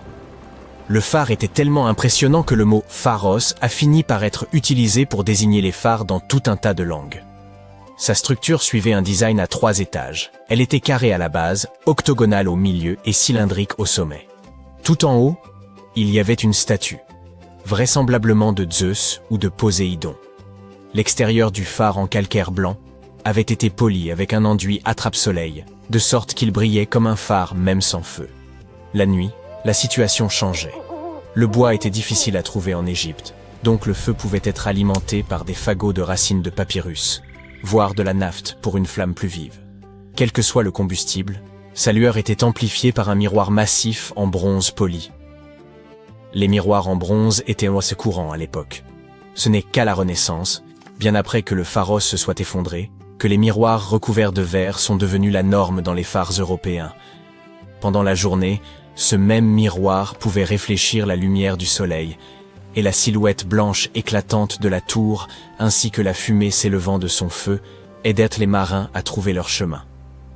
Alexandrie était l'un des ports les plus fréquentés du monde ancien, rempli de marchands, de voyageurs et de messagers, et son phare était son monument emblématique. Anecdote amusante. Si vous êtes fan de l'univers de Game of Thrones, vous avez certainement pensé à la High Tower de Villevieille. Certains fans spéculent que non seulement le phare fictif, mais la ville elle-même proviennent, par inspiration, d'Alexandrie. Et l'amour de George R.R. Martin pour les merveilles anciennes ne s'arrête pas là. Il y a aussi le titan de Braavos. L'auteur bien-aimé a confirmé le parallèle intentionnel avec le monumental colosse de Rhodes. Pendant plus de 1600 ans, le phare s'est dressé fièrement face au temps, aux tempêtes, aux guerres et aux intrigues, tout comme dans Game of Thrones. Mais il a finalement été défait par la nature elle-même. Malheureusement, une série de grands tremblements de terre, au cours du XIVe siècle, ont eu raison de lui, éparpillant ses pierres massives sur le fond marin. Pendant plus de 5 siècles, les vestiges du phare sont restés là, sous les vagues. Le tout se transformant essentiellement en un jardin de pierres submergées. Les plongeurs le savaient. Mais remonter des blocs de 60 tonnes est un travail de super-héros. Ou alors il faut une grue surpuissante. Et jusqu'à récemment, il était beaucoup plus sûr de laisser ces blocs là où ils étaient. Alexandrie est, encore aujourd'hui, un port animé, et n'est pas ce qu'on appelle un endroit très propice à l'archéologie délicate. Dans les années 1990, des archéologues ont commencé à cartographier toute la zone autour de l'île de Pharos. Ils ont trouvé des blocs de calcaire et de granit taillés avec précision, certains montrant encore des bords sculptés. Au fil du temps, plus de 100 pièces massives ont été cataloguées, y compris des morceaux de colonnes, de statues et de gigantesques blocs de construction qui ne pouvaient provenir que du phare. Finalement, en 2025, des équipes égyptiennes et françaises se sont associées et ont amené une super grue et une équipe de plongeurs. Lors d'une opération méticuleusement planifiée, ils ont remonté 22 dalles géantes du fond marin. Il y avait des éléments tels que des linteaux de porte, des dalles de seuil et un pylône mystérieux, supposé être une sorte de monument. Certains de ces blocs pèsent entre 70 et 80 tonnes, ce qui équivaut au poids de 20 éléphants africains. Ces énormes blocs de pierre sont sur la terre ferme pour la première fois depuis plus de 600 ans. Mais que va-t-il se passer maintenant? Les chercheurs s'apprêtent-ils vraiment à reconstruire le phare comme un gigantesque modèle Lego? Pas tout à fait. On ne peut pas simplement empiler des blocs vieux de plusieurs siècles comme ça. Pour commencer, personne n'est sûr à 100% de l'apparence exacte du phare d'Alexandrie. Oui, nous avons des dessins et des indices, notamment de petites images gravées sur des pièces romaines d'Alexandrie. Mais elles ressemblent plus à des croquis rapides d'artistes qu'à des plans détaillés. Impossible donc de s'en servir comme modèle. Et puis il y a le problème des pièces manquantes. Ces pierres récupérées ne représentent qu'une fraction de la structure originale. Au fil des siècles, une grande partie des matériaux du phare a été réutilisée. En fait, l'endroit où se dressait autrefois le phare abrite désormais la citadelle de Qaitbay, une forteresse construite directement sur ses anciennes fondations. Le fort n'est pas seulement un symbole du passé, mais aussi une attraction touristique et un repère alexandrin bien reconnaissable. Donc, non, Alexandrie ne va pas retrouver sa tour légendaire, du moins pas de cette manière. Au lieu de cela, ces pierres nouvellement récupérées sont destinées au laboratoire de conservation pour être étudiées. Des spécialistes vont nettoyer, stabiliser et documenter chaque rainure sculptée et chaque marque de burin. Plus tard, elles iront probablement dans un musée. Après tout, cela fait partie du trésor national. Cependant, ce n'est pas la fin de l'histoire. Nous avons encore la technologie de notre côté et celle-ci nous promet de recréer un phare entièrement explorable, exactement comme il était il y a des siècles. Cette entreprise incroyable porte le nom de Projet Pharos, et sa mission est de transformer ces énormes pierres transportées, linteaux, seuils, dalles de base, et même le mystérieux pylône, en un jumeau numérique complet et visitable du phare d'Alexandrie. Chaque pièce bénéficie d'un scanner 3D haute résolution, rejoignant plus de 100 fragments déjà enregistrés sous l'eau. Le but n'est donc pas uniquement la recherche scientifique. Le projet Pharos vise à redonner au phare son aspect et son ambiance d'origine et à le transformer en musée. Les structures de 100 mètres de haut ont souvent beaucoup d'escaliers, mais la réalité virtuelle est, par chance, bien moins éprouvante pour mes pauvres vieux pieds. Les visiteurs du musée pourront se promener autour de sa base en réalité augmentée, tandis que les chercheurs pourront utiliser le modèle pour tester de nouvelles théories sur sa structure et sa fonction. Espérons que nous pourrons personnaliser notre propre atmosphère, tamiser les lumières et examiner les murs comme dans un jeu vidéo. Je me demande s'ils y mettront aussi des pigeons et des goélands pour le rendre encore plus authentique. Nous n'avons pas encore beaucoup de détails, mais l'ensemble est en train d'être documenté et sera présenté dans un film très informatif. Bien que nous n'ayons pas de cabine pour voyager dans le temps, des designers talentueux peuvent nous faire retrouver le passé le plus enfoui. Ils ont simplement besoin d'un concept efficace. Certes, de nos jours, vous pouvez presque tout recréer en 3D, mais l'essentiel ici est l'authenticité. Remettre tout à sa place d'origine. Et c'est bien ce que le projet Pharos souhaite réaliser. Peut-être qu'un jour, toutes les merveilles du monde antique finiront par être recréées de manière similaire, mais il n'y a aucune raison de s'arrêter là. Le tourisme virtuel peut faire gagner du temps et de l'argent. Bien que rien ne puisse remplacer une expérience réelle, visiter des lieux authentiques recréés en réalité virtuelle pourrait être une très bonne solution pour le tourisme de masse. Les habitants sont déjà enthousiastes. La citadelle de Qaitbay attire déjà des gens, mais désormais, Alexandrie s'apprête à accueillir sa première attraction touristique numérique. Bientôt, quiconque possédant un casque VR pourra se tenir au sommet de cette merveille historique, plisser les yeux en regardant le coucher du soleil et enfin répondre à cette question brûlante. Est-il possible de s'épuiser en montant des escaliers virtuels? Et pourquoi pas aussi personnaliser la bande sonore? Un jour, je parcourais la jungle, muni d'une carte mal dessinée sur un morceau de tissu. Après des jours de marche, j'atteignis un ancien temple maya. Dès que j'y entrais, un bruit étrange se fit entendre. Je me retournai pour partir, mais soudain, le sol se fissura sous mes pieds, et je tombai directement dans une tombe vieille de 1600 ans. Finalement, j'eus de la chance. Ce jour-là, je ressortis chargé des jades étincelants, de coquillages sculptés, et je trouvai aussi un masque effrayant. Sa malédiction me hante toujours aujourd'hui. Bon, ça ne s'est peut-être pas passé exactement comme ça. Ou peut-être que ça ne m'est même pas arrivé. Hélas, l'archéologie dans la vraie vie, c'est pas comme les films d'Indiana Jones. Cependant, les découvertes peuvent être tout aussi importantes. Surtout au Belize, où des archéologues viennent de découvrir la première tombe identifiable d'un souverain dans la ville maya perdue de Caracol. Après 40 ans de fouilles, une équipe a finalement réussi à ouvrir une chambre cachée, enfouie profondément sous une structure qu'ils avaient déjà étudiée. Et à l'intérieur de cette tombe, qui a environ 1600 ans, se trouvait Tekab Shak, le premier roi connu de Caracol. On traduit couramment son nom par « Dieu de la pluie et de la branche d'arbre », ce qui est très poétique et vraiment génial. Le roi Tchak était considéré comme une divinité maya qui contrôlait la pluie, le tonnerre et les éclairs. Selon le folklore, il utilisait des haches pour frapper des serpents porteurs de pluie dans le ciel, et il se mettait à pleuvoir. Le roi enterré est considéré comme le fondateur de la dynastie. Et cette dynastie a duré plus de 460 ans. Et en jugeant par ce qui a été enterré avec lui, nous pouvons supposer que le roi Shahak était très admiré. Sa tombe contenait des perles de jade, des os sculptés, des bijoux en coquillage et des vases en poterie rituelle. L'un de ces vases représente Ekchua, la divinité maya du commerce, recevant des offrandes. D'autres montrent des prisonniers liés. Les archéologues ont su qu'ils avaient trouvé une haute royauté lorsqu'ils ont remarqué des quantités considérables de cinabre rouge dans la tombe, un matériau rare et coûteux propre au monde maya. Il y avait aussi un masque en mosaïque de jade, assemblé comme un puzzle pour couvrir le visage du roi d'un vert éclatant. On n'utilisait pas seulement le jade parce qu'il est très brillant. Il était sacré et symboliquement associé à la vie et à la mort. Le jade poli scintille comme s'il avait été trempé dans de l'eau. Et il est froid au début mais se réchauffe rapidement dans la main. Pour les anciens Mayas, cette qualité faisait du jade une substance vivante, respirante. Et pour cette raison, il possédait une grande importance religieuse et spirituelle. Les Mayas l'associaient au souffle de la vie, à la royauté, à l'éternité.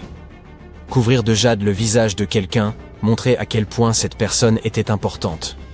Le masque du roi Shak n'a pas encore été examiné correctement, mais un autre masque célèbre, celui du roi Pakal, est lui constitué de plus de 346 fragments de jade vert. Un travail méticuleux. Mais ce qui est peut-être le plus fascinant, symboliquement à propos de ce roi, c'est qu'il était vieux, pas seulement parvenu au bout d'une longue vie, mais vieux au point d'être édenté. Pour nous, cela signifie qu'il ne sait pas bien nettoyer les dents. Parce que non, on ne perd généralement pas ses dents simplement en vieillissant, à condition qu'on maintienne une bonne hygiène bucco-dentaire et qu'on ait les soins adéquats. D'un autre côté, selon les légendes mayas, les édentés possédaient des pouvoirs spirituels. Les dirigeants et les chamans servaient d'intermédiaires entre les différents royaumes, et dans l'art, les divinités âgées ou du monde souterrain étaient souvent représentées sans dents. Et puisqu'on parle de monde, la cosmologie maya divisait l'univers en 3 couches. Le monde du haut était le domaine des dieux. Le monde du milieu était celui des hommes.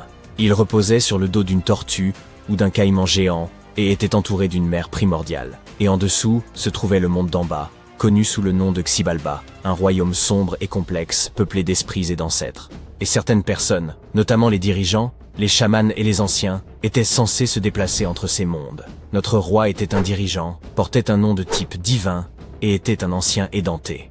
Son niveau de puissance devait être incommensurable. Mais ce n'est pas tout.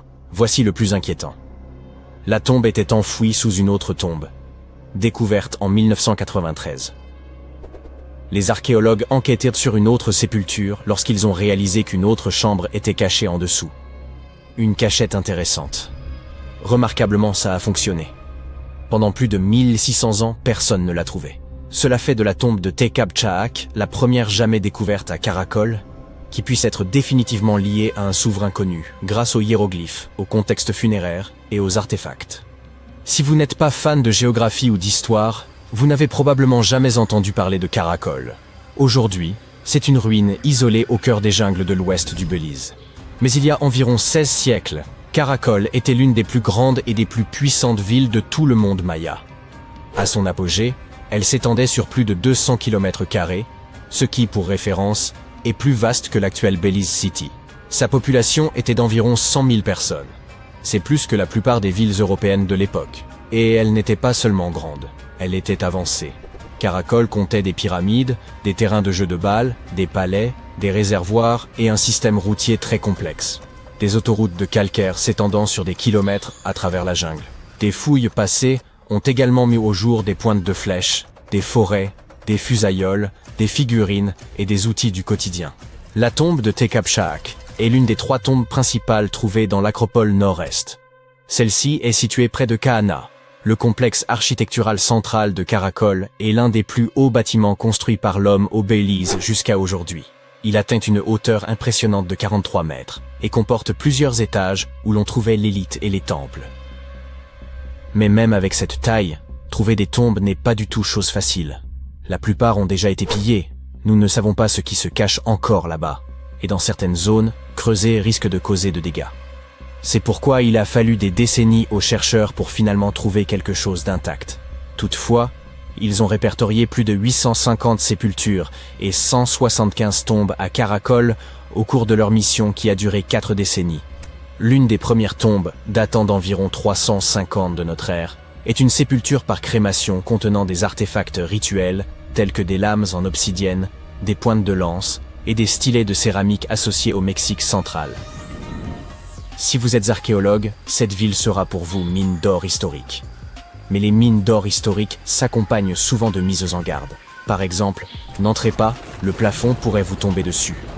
De plus, même si les scientifiques sont enthousiastes à propos de cette découverte, le roi est probablement agacé s'il peut réellement voyager entre les différents mondes.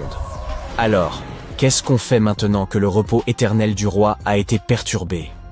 En ouvrant et en entrant dans la tombe de Tekapchak, les archéologues ont pénétré dans un lieu sacré censé rester fermé. Les tombes mayas n'étaient pas simplement des trous dans le sol avec un cercueil joliment taillé. Elles étaient scellées comme des coffres cosmiques, fermés avec de la pierre, de la terre, et parfois des rituels de fermeture élaborés. L'idée, c'est qu'une fois refermée, ce que la tombe contenait ne devait plus être touché. L'archéologie à Caracol et dans d'autres villes mayas nous ont bien prouvé tout ça. Des couches épaisses et impénétrables, des offrandes définitives et des débris soigneusement déposés signifiant clairement que nul ne devait pénétrer à l'intérieur. Les archéologues d'aujourd'hui les traitent encore ainsi. Ils travaillent selon des lois et des protocoles stricts et font montre du plus grand respect pour ce que tout cela représentait pour les bâtisseurs d'origine. Cependant, il est étrange de penser à la mythologie et de se demander si Chak va hanter les archéologues. Je suppose que nous verrons bien. Il ne devrait pas avoir peur. Il est vieux et n'a pas de dents. Peut-être qu'il les embêtera avec de la pluie. Après tout, il tient son nom d'une divinité pluvieuse, et nous ne connaissons toujours pas sa véritable puissance. Les Mayas étaient une civilisation fascinante, et leur structure compte encore parmi les plus mystérieuses que l'on puisse trouver. Bien qu'ils aient été isolés du monde connu, ils ont également construit des pyramides sans grue, cartographié le ciel nocturne sans télescope, et ils savaient comment enterrer un roi. Caracol est plein de secrets. Une tombe cachée sous une autre tombe, un roi édenté avec un masque effrayant, et le nom d'une divinité, c'est presque incroyable. Et étonnamment, on continue aujourd'hui de faire des découvertes. Alors peut-être qu'il n'est finalement pas trop tard pour moi. Mais d'abord, voyons un peu les conséquences de cette malédiction, d'accord ? En 1969, 2 frères sont allés pêcher sur la rivière Altamaha, dans la région de Clark's Bluff. Ils ont lancé leur canne à pêche, prêts à attendre que des poissons mordent à leur appât. Mais à ce moment-là, ils ont vu quelque chose d'étrange. Au début, ils ont pensé que c'était un esturgeon. Mais ensuite, ils ont vu que la longueur de cet esturgeon était d'environ 4 mètres, presque aussi grand que 2 basketteurs. Bien sûr, une telle taille n'effrayait pas les frères, car certaines espèces d'esturgeons peuvent atteindre une longueur de 7 mètres, soit environ 3 basketteurs et demi. Autre chose les a surpris. Le visage de cette créature ressemblait à celui d'un alligator. La queue était horizontale. Elle avait une crête triangulaire le long de son corps supérieur, et des dents pointues de couleur métallique dépassèrent de sa bouche. Une créature qui ressemblait à un dinosaure était un phénomène assez inhabituel pour l'époque où Steven Spielberg était un jeune réalisateur prometteur et ne songeait même pas à créer Jurassic Park. Ainsi, ce jour-là en 1969, deux frères ont vu quelque chose d'insaisissable, comme Bigfoot ou le monstre du Loch Ness. Ils ont vu une créature qui faisait l'objet d'histoires depuis des siècles, une créature que l'on recherche encore aujourd'hui. Ils ont rencontré Altamaha-ha. C'est un monstre célèbre dans des cercles restreints, qui vit près de l'embouchure de la rivière Altamaha dans le sud-est de la Géorgie. Les membres de la tribu Lower Muskogee Creek en parlaient bien avant la colonisation britannique. Dans les temps anciens, il y avait des légendes sur un lézard semblable à un serpent qui mugissait et sifflait. Alors, ce monstre a déjà été insaisissable pendant plusieurs siècles. Mais savez-vous ce qui distingue l'Altamaha-ha de Nessie, du Chupacabra et d'autres? Oui, il n'y a pas de photos ou de vidéos de mauvaise qualité de l'Altamaha-ha, mais il y a une énorme quantité de preuves provenant de différentes époques. Pour les locaux, l'Altamaha-ha est si réel qu'un artiste a créé une statue détaillée de cette bête de rivière. Bien sûr, ce n'est pas exact, car c'est basé sur des témoignages oculaires. Mais vous conviendrez probablement qu'il serait effrayant de voir un tel animal mignon au milieu de la rivière en train de pêcher. Presque toutes les histoires parlent d'une créature sans membres postérieurs, mais avec des nageoires avant, qui nage comme un dauphin, a un visage de crocodile, de grands yeux et de grandes dents pointues. Elle est grise ou verte avec un ventre blanc jaunâtre et une crête osseuse sur la tête. Et, chose la plus intéressante, des gens ont vu cette créature sous différentes tailles. Bien sûr, quand vous voyez une chose inconnue ressemblant à un dinosaure, vous pouvez exagérer sa taille, ou l'estimer incorrectement, ce qui explique la différence dans les déclarations. Mais il y a aussi une probabilité que la Géorgie abrite une grande famille d'Altamaha-ha. L'un des premiers à voir cette créature et à en faire un rapport à un journal local était le capitaine Delano. Sur sa goélette Eagle, il naviguait près de l'île St. Simons, en dessous de l'embouchure de la rivière Altamaha, lorsqu'il vit une créature d'environ 20 mètres de long, soit presque 2 fois la taille d'un bus scolaire. Son corps était comme un baril, et sa tête ressemblait à celle d'un alligator. Il est possible que le capitaine ait largement exagéré la taille du monstre en raison de l'excitation, mais plusieurs autres personnes qui se trouvaient avec lui dans le bateau ont confirmé ses dires. À partir de ce moment, les rapports sur le monstre de la rivière ont commencé à apparaître plus souvent. Quelqu'un l'a vu scintiller le long de la rivière, d'autres ont vu comment il se comportait de manière défensive envers les gens, et certains ont rapporté que l'Altamaha-ha se prélassait simplement au soleil. Imaginez juste son mécontentement. Non seulement les pêcheurs ont rencontré Altamaha-ha. Dans les années 20 du siècle dernier, des bûcherons traversèrent la rivière et ont vu un énorme monstre semblable à un serpent. En 1935, un groupe de chasseurs a vu une créature qu'ils ont appelée un serpent géant. Dans les années 1940, des scouts ont rencontré une créature similaire. Et dans les années 1950, 2 employés de la prison d'État de Reidsville l'ont vu. Pendant tant d'années, les gens l'ont rencontré, et personne n'a jamais réussi à attraper le monstre. Peut-être est-il plus intelligent qu'il n'en a l'air, et toujours très prudent. Peut-être que les gens ont peur de le toucher. Peut-être le considèrent-ils comme un trésor national et le protègent. Mais un jour, il y eut un cas où l'Altamaha-ha faillit tomber dans un piège. Durant l'été 1980, 2 hommes ont vu un monstre se vautrer sur une rive boueuse. Il semblait coincé et essayait de s'en sortir. Les témoins ont déclaré que la créature à la peau rugueuse et sombre avait finalement quitté la rive, plongé dans l'eau et disparu. Plus tard cette année-là, un autre homme a dit avoir vu quelque chose de similaire. Une créature ressemblant à un serpent, de grande taille, avec 2 bosses brunes émergeant de l'eau. Elle a plongé dans l'eau et a agité la surface comme un bateau en mouvement. D'autres témoins attrapant des crabes ont décrit Altamaha-ha comme la plus grande anguille du monde. D'accord, arrêtez. Beaucoup l'ont vu au siècle dernier, mais qu'en est-il des nouvelles plus récentes? Le monstre est-il encore vivant? Oh, oui. En 2002, un homme remontait une rivière près de la ville de Brunswick en tractant un bateau quand il remarqua quelque chose de grand, 6 mètres de long et environ 2 mètres de large, émergeant de l'eau. En 2010, un photographe a capturé quelque chose d'étrange sur son appareil photo, flottant le long d'un canal dans la ville de Darien. Et ces cas ne sont que ceux dont nous sommes au courant. Sûrement, de nombreuses personnes ont vu cette chose, mais n'en ont pas parlé dans les journaux ou sur Internet. Si vous ne croyez pas ces histoires, vous pouvez aller à Darien, monter sur un bateau et naviguer le long du fleuve pour voir ce monstre de vos propres yeux. Oui, selon les rapports, cette créature essaie toujours d'éviter les gens. Elle est très prudente. Mais tout de même, vous ne devriez pas vous approcher trop près de ce lézard d'eau 2 fois plus grand qu'un autobus scolaire. Si vous ne voyez rien, alors rendez-vous au musée de Darien pour prendre une photo de la statue d'Altamaha. Il y a également des souvenirs à l'effigie de ce monstre. Mais supposons que vous, ou quelqu'un d'autre, ayez réussi non seulement à prendre une photo nette de l'Altamaha, mais aussi à l'attraper. Quelle est la prochaine étape? Que direz-vous au monde? Et comment celui-ci réagira-t-il? Que deviendra le pauvre animal entouré de millions de flashs des caméras des journalistes? Les gens en feront-ils un spectacle ou l'enverront-ils à un laboratoire? Heureusement, en 2001, les scientifiques ont déjà élaboré un plan d'action. Ce plan a été élaboré par l'Agence écossaise de la nature, Nature Scott, car il s'inquiétait au sujet du monstre du Loch Ness.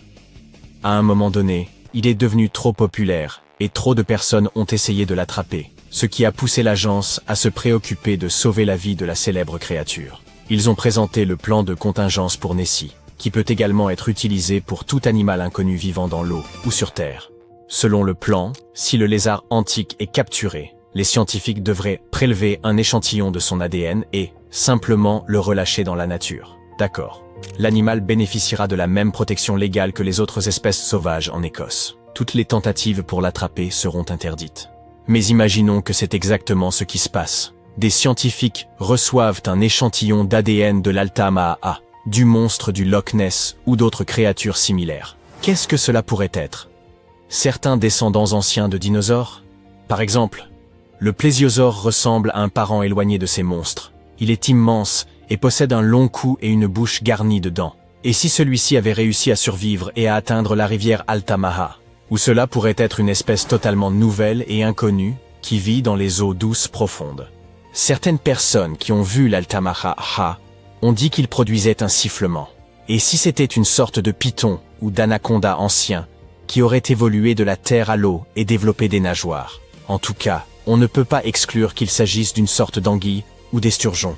Un jour, quelqu'un l'a vu, a été impressionné et l'a raconté à d'autres avec beaucoup d'exagération. Tout le monde l'a cru et a commencé à diffuser l'histoire. Qu'en pensez-vous?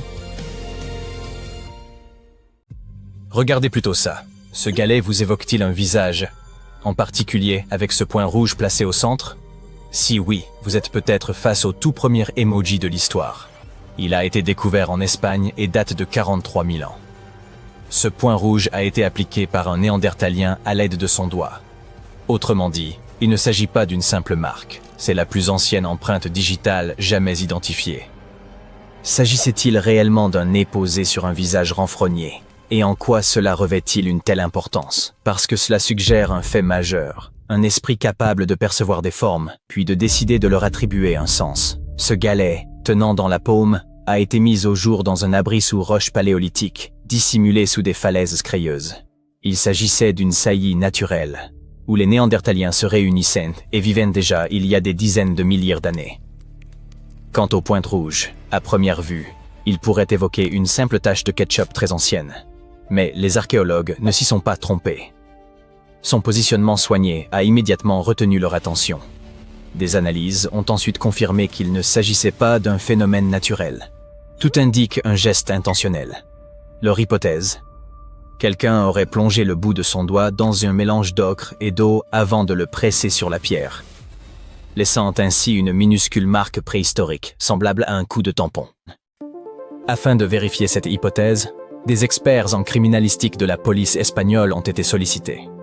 Au départ, le scepticisme dominait. Après tout, on avait affaire au plus ancien cold case qui soit. Pourtant, grâce à l'imagerie multispectrale, qui permet d'examiner les surfaces sous différentes longueurs d'onde lumineuses, une découverte remarquable est apparue, des crêtes d'empreintes digitales parfaitement visibles. La forme arrondie de la trace indiquait clairement qu'elle provenait de l'extrémité d'un doigt. La comparaison avec des bases de données a conduit à un profil probable, un homme adulte, excluant une femme ou un enfant. Mettre au jour une empreinte digitale d'un tel âge est exceptionnel. Les pigments s'effacent, les pierres s'érodent et le temps fait disparaître les détails les plus fins, notamment les crêtes. Les empreintes digitales se forment avant de la naissance, durant la grossesse, et ne changent jamais par la suite. On peut se demander si un criminel astucieux pourrait abîmer sa peau pour les effacer et tromper la police. En réalité, c'est pratiquement impossible. Les empreintes ne se trouvent pas seulement en surface, elles se forment en profondeur, dans une couche appelée le derme. Même en cas de brûlure, de coupure ou de cicatrice sur la couche externe, les motifs sous-jacents restent en général identiques et se régénèrent. Les cicatrices peuvent légèrement déformer l'empreinte, mais cela n'aide pas. Ironiquement, elles forment souvent une nouvelle empreinte, propre à l'individu. Avec les outils médico-légaux actuels, une empreinte partielle suffit, sans même parler de l'ADN. Car les empreintes, bien que purement visuelles, s'accompagnent souvent de sueur, de cellules cutanées ou de sécrétions contenant de l'ADN. Voici un autre fait surprenant. Les koalas possèdent eux aussi des empreintes digitales uniques, tout comme nous. Au microscope, même des experts peinent parfois à les distinguer des empreintes humaines. Les scientifiques pensent que ces crêtes les aident à saisir les branches et à choisir les feuilles avec précision. En résumé, les empreintes digitales constituent une signature naturelle pratiquement inviolable, que les humains, les Néandertaliens et même les koalas laissent depuis des dizaines de milliers d'années. Si vos cours de biologie remontent un peu, quelques précisions s'imposent. Les Néandertaliens n'étaient pas nos ancêtres directs, mais plutôt des cousins éloignés. Dans le langage courant, on les appelle aussi humains. Mais scientifiquement, Néandertaliens et humains modernes étaient des espèces distinctes d'un même genre. Comme les lions et les tigres, tous deux félins, mais pas la même espèce. Homo sapiens et Homo neanderthalensis se sont séparés d'un ancêtre commun il y a plusieurs centaines de milliers d'années. Les Néandertaliens dominaient l'Europe de l'ère glaciaire.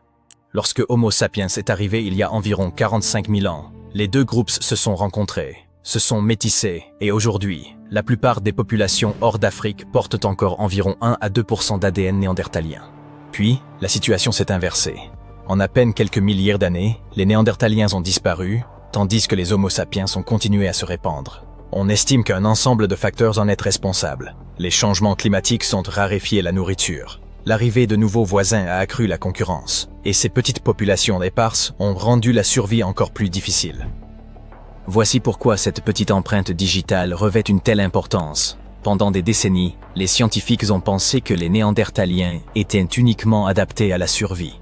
Robustes mais simples, les Homo sapiens étaient considérés comme les créatifs. On a longtemps cru qu'ils étaient spéciaux parce qu'ils pouvaient penser par symboles. Il y a des dizaines de milliers d'années, nos ancêtres gravaient des motifs sur des pierres, peignaient des animaux sur les murs des grottes et portaient perles et pigments comme ornements. La plus ancienne trace d'art symbolique provient de la grotte de Blombos en Afrique du Sud, où des humains ont gravé des motifs précis sur de l'ocre rouge, il y a plus de 70 000 ans. Ces symboles n'avaient aucune fonction de survie. Les chercheurs pensent qu'ils exprimaient des idées, une identité et un sens. Cette capacité à imaginer et représenter ce que nous ne pouvions voir était considérée comme propre à l'homme. Pourtant, ce minuscule point rouge sur une pierre remet cette idée en question. La pierre ressemblait déjà à un visage, et quelqu'un, il y a fort longtemps, a intentionnellement apposé un nez rouge exactement à sa place. C'est de la pensée symbolique, ce qui suggère que les Néandertaliens ne se limitaient pas à fabriquer des outils ou chasser des mammouths. Peut-être étaient-ils capables d'imaginer. Et ce n'est pas le seul indice. Cette empreinte s'inscrit dans un schéma qui montre que les Néandertaliens étaient bien plus proches de nous que nous ne l'avions imaginé. Par exemple, à Cova Negra, en Espagne, les archéologues ont découvert le squelette d'un enfant néandertalien atteint d'une grave maladie de l'oreille, rendant la vie extrêmement difficile. Pourtant, il a survécu jusqu'à environ 6 ans. Rappelez-vous, c'était l'ère glaciaire. Se débrouiller seul était ardu, la survie délicate, la nourriture rare et le danger omniprésent. Pourtant, quelqu'un s'est assuré que l'enfant soit nourri, protégé et pris en charge. Les scientifiques estiment que cela révèle un trait de compassion, que l'on croyait autrefois propre à notre espèce. En Irak, des scientifiques ont mis au jour un squelette de Néandertal saupoudré de pollen de fleurs. Cela semble anodin? Peut-être pas. Certains pensent qu'il s'agissait d'un rituel funéraire, le premier hommage floral connu au monde. Si tel est le cas, les Néandertaliens ne se contentaient pas de survivre. Ils se souvenaient et rendaient un hommage à la vie.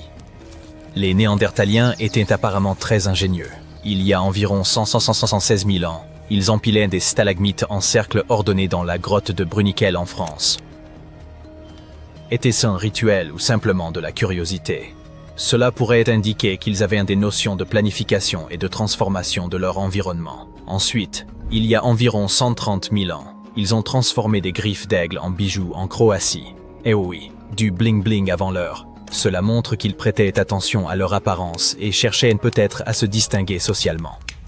À l'époque, il n'existait pas de machine à coudre, mais les Néandertaliens disposaient de racloirs en pierre et même d'aiguilles en os. Avec ces outils, ils confectionnaient des vêtements en peau parfaitement adaptés au climat glacial. Si l'on prend du recul et que l'on considère tout cela, cette minuscule empreinte rouge n'est pas qu'une simple marque sur la pierre. Si elle était censée figurer un nez, elle s'inscrit dans une histoire bien plus vaste. Les Néandertaliens prenaient soin les uns des autres, fabriquaient outils et vêtements, créaient des bijoux, peignaient dans les grottes et érigeaient de mystérieuses structures en profondeur. En somme, leur pensée était plus proche de la nôtre que nous ne l'avions imaginé. Et voici la partie amusante. Et si ce petit point rouge n'était pas un nez, peut-être s'agissait-il d'une blague, d'un talisman, ou simplement d'un gribouillis. Il pourrait même s'agir du tout premier mème, gravé sur pierre. Quoi qu'il en soit, sauf accident, il témoigne d'une imagination certaine. Ainsi, la prochaine fois que vous enverrez un emoji, souvenez-vous que les Néandertaliens avaient de la même idée. Pour ma part, j'apprécie qu'ils soient grognons. Mais, au minimum, nous possédons désormais l'empreinte digitale la plus ancienne jamais découverte, ce qui est déjà extraordinaire. Ajoutez à cela le fait qu'elle se trouve sur une pierre évoquant un visage, et les questions se multiplient. Espérons que les chercheurs en apprendront davantage pour confirmer nos hypothèses. Ce que nous savons, c'est qu'il y a 43 000 ans, un Néandertalien a pressé son doigt sur la pierre, nous laissant l'une des signatures les plus personnelles de la préhistoire. Il existe, tout près de Stonehenge, quelque chose d'absolument colossal et de profondément troublant. Plus d'une douzaine de fosses gigantesques creusées dans le sol. Toutes sont disposées avec une étrange précision et dessinent un cercle parfait de plus d'1 kilomètre de diamètre. Durant des années, nul ne sut les expliquer. Trop vastes pour des pièges, trop ordonnés pour des gouffres naturels, bien trop volontaires pour être dus au hasard. Et la question demeurait, qui possédait, il y a 4000 ans, le pouvoir, le savoir et les motifs nécessaires pour remodeler ainsi le paysage?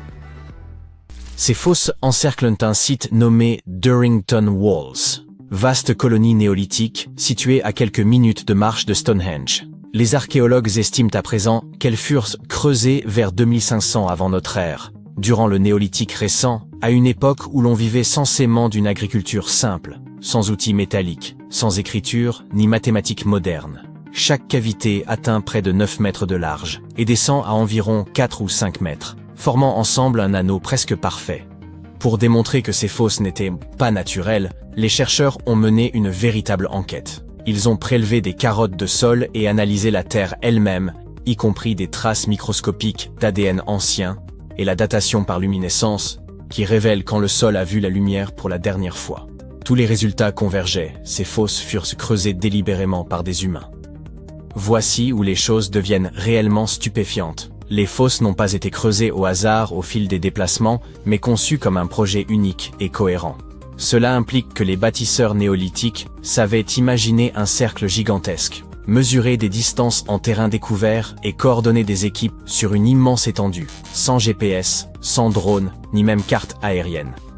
Ils ne disposaient que d'hommes, de cordes, d'outils de bois et d'un savoir partagé. Alors pourquoi consentir un tel effort? Les archéologues estiment que ces fosses relevaient d'un paysage rituel plutôt que fonctionnel. Durrington Walls apparaît déjà comme un lieu de rassemblement pour cérémonies, banquets et événements saisonniers. Le cercle aurait pu marquer une limite sacrée, séparant les terres ordinaires d'un espace chargé de puissance spirituelle. Certains chercheurs y voient même une frontière entre le monde des vivants et celui des profondeurs. L'ampleur de cette structure est remarquable. Elle pourrait compter parmi les plus vastes monuments préhistoriques jamais édifiés en Grande-Bretagne, dépassant Stonehenge lui-même si l'on considère sa surface totale. Et contrairement aux pierres dressées de Stonehenge, ce monument est demeuré invisible durant des millénaires, dissimulé silencieusement sous l'herbe. Des générations l'ont traversé sans savoir qu'elle se tenait au cœur d'un immense tracé ancien. Longtemps, Nous avons sous-estimé les peuples anciens. Nous les pensions soumis à la nature, plutôt que capables de la transformer. Pourtant, des découvertes comme celle-ci ne cessent que de le démentir. Les bâtisseurs de Durrington Walls ne se contentaient pas d'habiter le paysage, ils l'ont conçu. Ils raisonnaient en termes de géométrie, de symboles et de sens inscrits dans la durée. Et ce n'est pas un cas isolé. Partout dans le monde, grâce aux technologies récentes, les scientifiques mettent au jour des preuves montrant que les sociétés anciennes travaillaient à des échelles immenses avec une précision saisissante. Dans la forêt amazonienne, des chercheurs ont découvert les vestiges de cités vieilles de 2500 ans dissimulées sous la canopée. Ils ont exploré la région à pied pendant plus de 20 ans avant que la technologie ne finisse par lever le voile. Le lidar, comparable à une vision à rayon X capable de balayer un paysage à l'aide de lasers pour retirer virtuellement la jungle, a cartographié plus de 260 km². Il a permis d'identifier plus de 6000 plateformes rectangulaires de terre, sans doute des habitations ou des édifices publics, ainsi que des terrasses agricoles, des réseaux de drainage et des champs soigneusement modelés. Rien d'aléatoire ici. Au moins 15 implantations distinctes apparaissaient, reliées par de larges routes droites traversant le terrain. Ces voies ne suivaient ni les rivières ni les pentes, mais se croisaient à angle droit parfait, dessinant une véritable grille. Les chercheurs estiment que des populations des cultures Kilamop et Upano y vécurent entre environ 500 avant et 300 à 600 après Jésus-Christ. Elles cultivaient le maïs et la patate douce, transformaient le relief et bâtirent un système durable pendant des siècles. De telles découvertes révèlent une réalité frappante. Bien plus de gens vivaient en Amazonie qu'on ne l'avait jamais supposé, des dizaines, voire des centaines de milliers. Et ils ne se bornaient pas à y subsister. Ils façonnaient activement leur environnement. Comme à Durrington Walls, l'essentiel de l'histoire demeurait visible sans être compris, jusqu'à ce que la technologie rattrape enfin le passé. Puis vient le Pérou, avec l'un des plus grands casse-têtes de l'archéologie, les lignes de Nazca. Ces figures colossales d'animaux, de plantes et de formes géométriques s'étirent sur le sol comme un message ancien, si vaste que seuls les oiseaux ou les satellites peuvent en saisir l'ensemble. Pendant des décennies, on a cherché à comprendre pourquoi les Nazca les avaient tracés, comment ils s'y étaient pris, et ce que signifiaient ces motifs monumentaux. Longtemps, l'énigme est restée irrésolue. En parcourant le désert ou en le survolant, les archéologues repérèrent des lignes et des silhouettes et se demandaient s'il en manquait. Car celles déjà connues n'étaient que la partie visible de l'ensemble. Le travail de terrain traditionnel, lentement mené à la main, exigeait un temps considérable. Et malgré cela, des dizaines de dessins plus discrets demeuraient trop ténus pour être perçus à l'œil nu. Ainsi, au lieu de parcourir le désert à pied, les chercheurs ont appris à l'intelligence artificielle à reconnaître des motifs dans les images aériennes et celles prises par drone. Ils ont nourri des modèles entraînés avec des téraoctets de clichés, et l'IA a commencé à signaler des formes, des courbes et des contours anciens dissimulés depuis des siècles. En à peine 6 mois, elle a repéré 303 géoglyphes, jusque-là inconnus dans le désert de Nazca. Cela a presque doublé le nombre de figures recensées et révélé des catégories entières de dessins. Certaines de ces formes sont minuscules, de quelques mètres à peine, mais voisines de figures géantes comme le colibri ou le singe. Grâce à ces découvertes, les chercheurs peuvent enfin éprouver leurs hypothèses sur la fonction des lignes. Il apparaît qu'elles n'étaient pas de simples ornements. Beaucoup servaient sans doute de parcours ou d'itinéraires pour des déplacements rituels. Et qu'on se rassure, l'IA ne remplace pas les archéologues. Ceux-ci vérifient chaque piste sur le terrain et interprètent tout ce que les machines mettent au jour. De retour en Grande-Bretagne, le cercle de Fos se rattache aussi à une structure encore plus ancienne. Un site du début du néolithique nommé Robin Hood's Ball. Éloigné des pierres célèbres, il semblait tout à fait secondaire. Pourtant, il s'avère que Robin Hood's Ball remonte à environ 3600 avant notre ère, soit près de 5 siècles avant Stonehenge. Il s'agit de ce que les archéologues appellent une enceinte à fossés interrompus, un vaste ouvrage circulaire de talus et de tranchées discontinues. Les fossés y sont divisés en courts segments séparés par de petits intervalles. Loin d'exclure les gens, cet ensemble devait les rassembler. Les archéologues pensent que ces enceintes servaient de lieu de regroupement, de festins, de rituels et de cohésion sociale pour les premières communautés agricoles. Puis survint un rebondissement inattendu. Lors de l'aménagement d'un terrain à Larkhill, sur une colline au nord-est de Stonehenge, destiné à des logements militaires, les archéologues mirent au jour les traces d'une autre enceinte de ce type. La carte s'en trouva bouleversée. Le paysage ne s'était pas développé à partir de Stonehenge. Il était déjà animé bien avant l'érection des pierres. En poursuivant les fouilles, les chercheurs découvrirent des centaines d'outils en silex, de fines pointes de flèches en forme de feuilles, des fragments de crânes humains et des bois de cervidés, sans doute employés pour creuser. Puis apparut la poterie. Des styles différents surgissaient selon les secteurs, dans les fossés ou dans des fosses voisines. Or ces styles sont de véritables empreintes culturelles. Leur diversité suggère que plusieurs groupes fréquentèrent le même lieu, y apportant leurs traditions, leurs outils et leurs objets. Tout cela transforme notre regard sur Stonehenge. Les pierres n'ont pas jailli du néant. Elles se sont dressées dans un paysage déjà chargé de sens, de mémoire et de circulation.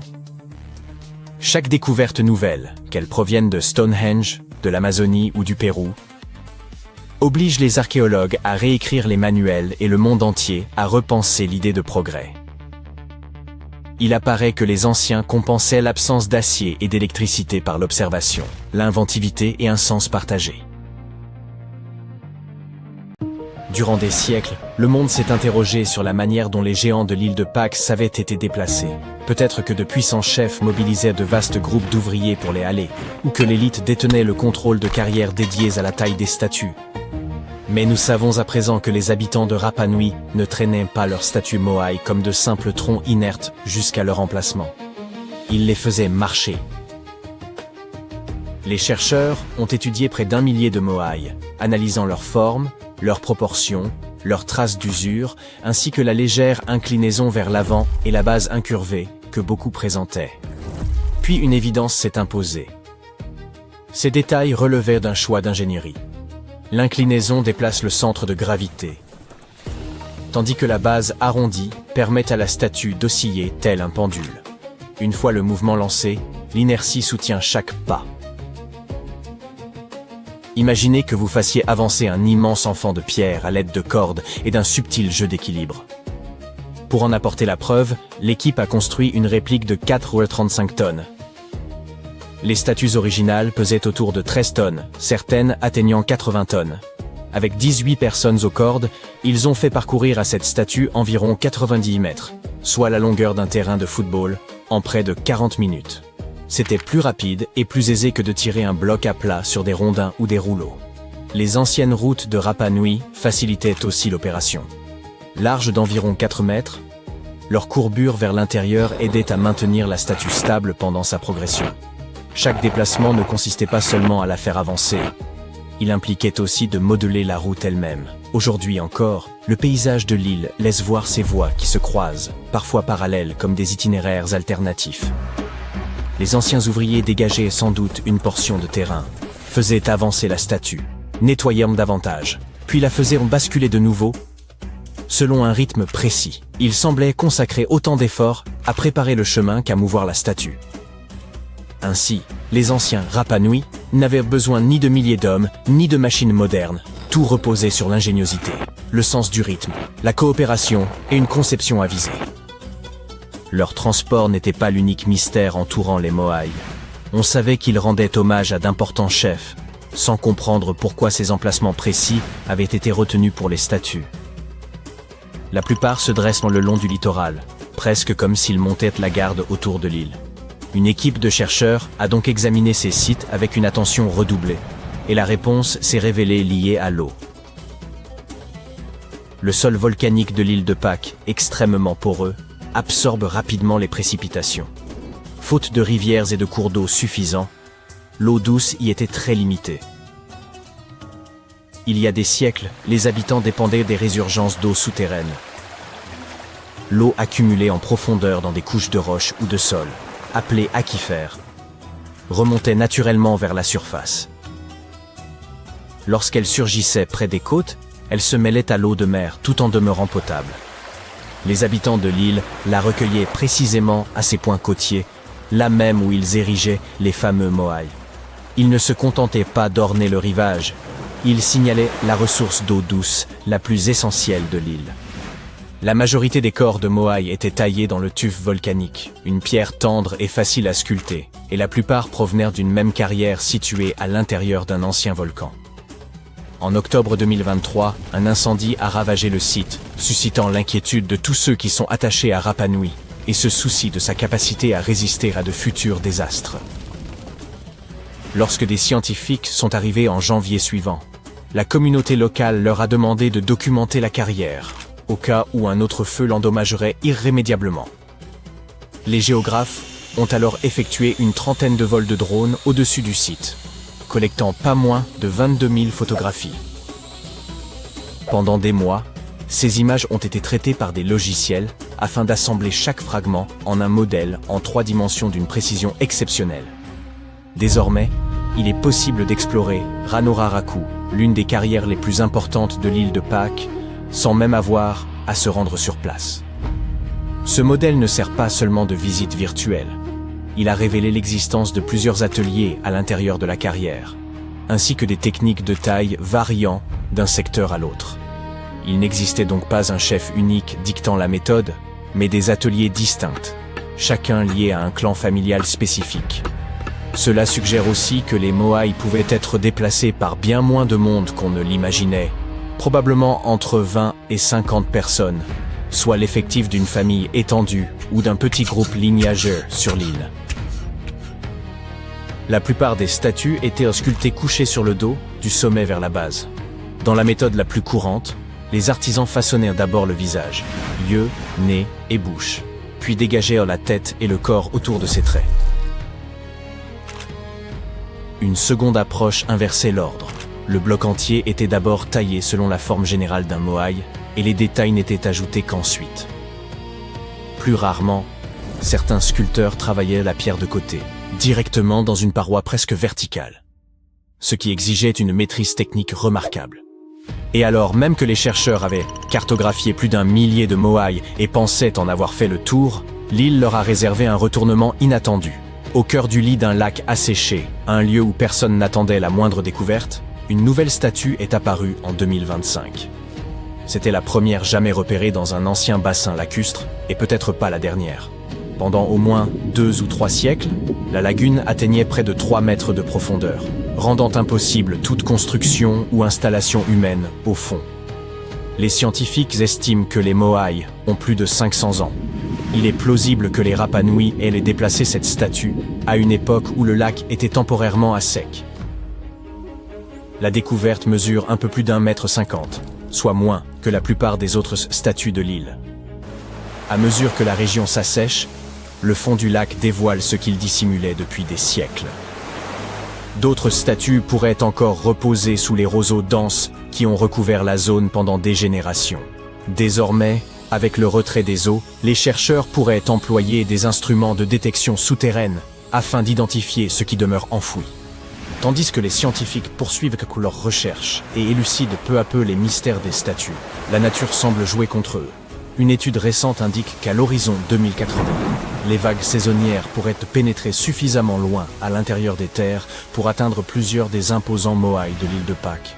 Ces géants de pierre ont déjà résisté au soleil ardent, aux vents persistants, aux pluies battantes, aux lichens progressant lentement sur leur surface et même aux incendies. Toutefois, l'élévation du niveau marin menace déjà les côtes, exposant à présent les moai à un danger plus grave que tout ce qu'ils ont affronté jusqu'ici. Les chercheurs ont conçu un modèle informatique extrêmement précis, un jumeau numérique, d'une baie située sur la côte sud-est. Ils ont simulé divers scénarios d'élévation du niveau de la mer afin d'analyser la propagation des vagues dans cette zone. Les résultats montrent que d'ici 2080, les vagues pourraient atteindre les 15 moai du site, et l'une des statues les plus emblématiques et photographiées de l'île risquerait d'être submergée. Le site d'Ahu Tongariki, installé sur une vaste plateforme cérémonielle, attire davantage de visiteurs que presque tout autre ensemble de moai sur Rapa Nui. Et la menace ne s'arrête pas là. Des dizaines d'éléments culturels majeurs alentour sont également vulnérables, anciennes habitations, pétroglyphes gravés dans la roche, sépultures, jardins lithiques. En somme, toute la mémoire matérielle de l'histoire culturelle de l'île. Si ces risques ne sont pas maîtrisés, Rapa Nui pourrait même perdre son statut au patrimoine mondial de l'UNESCO.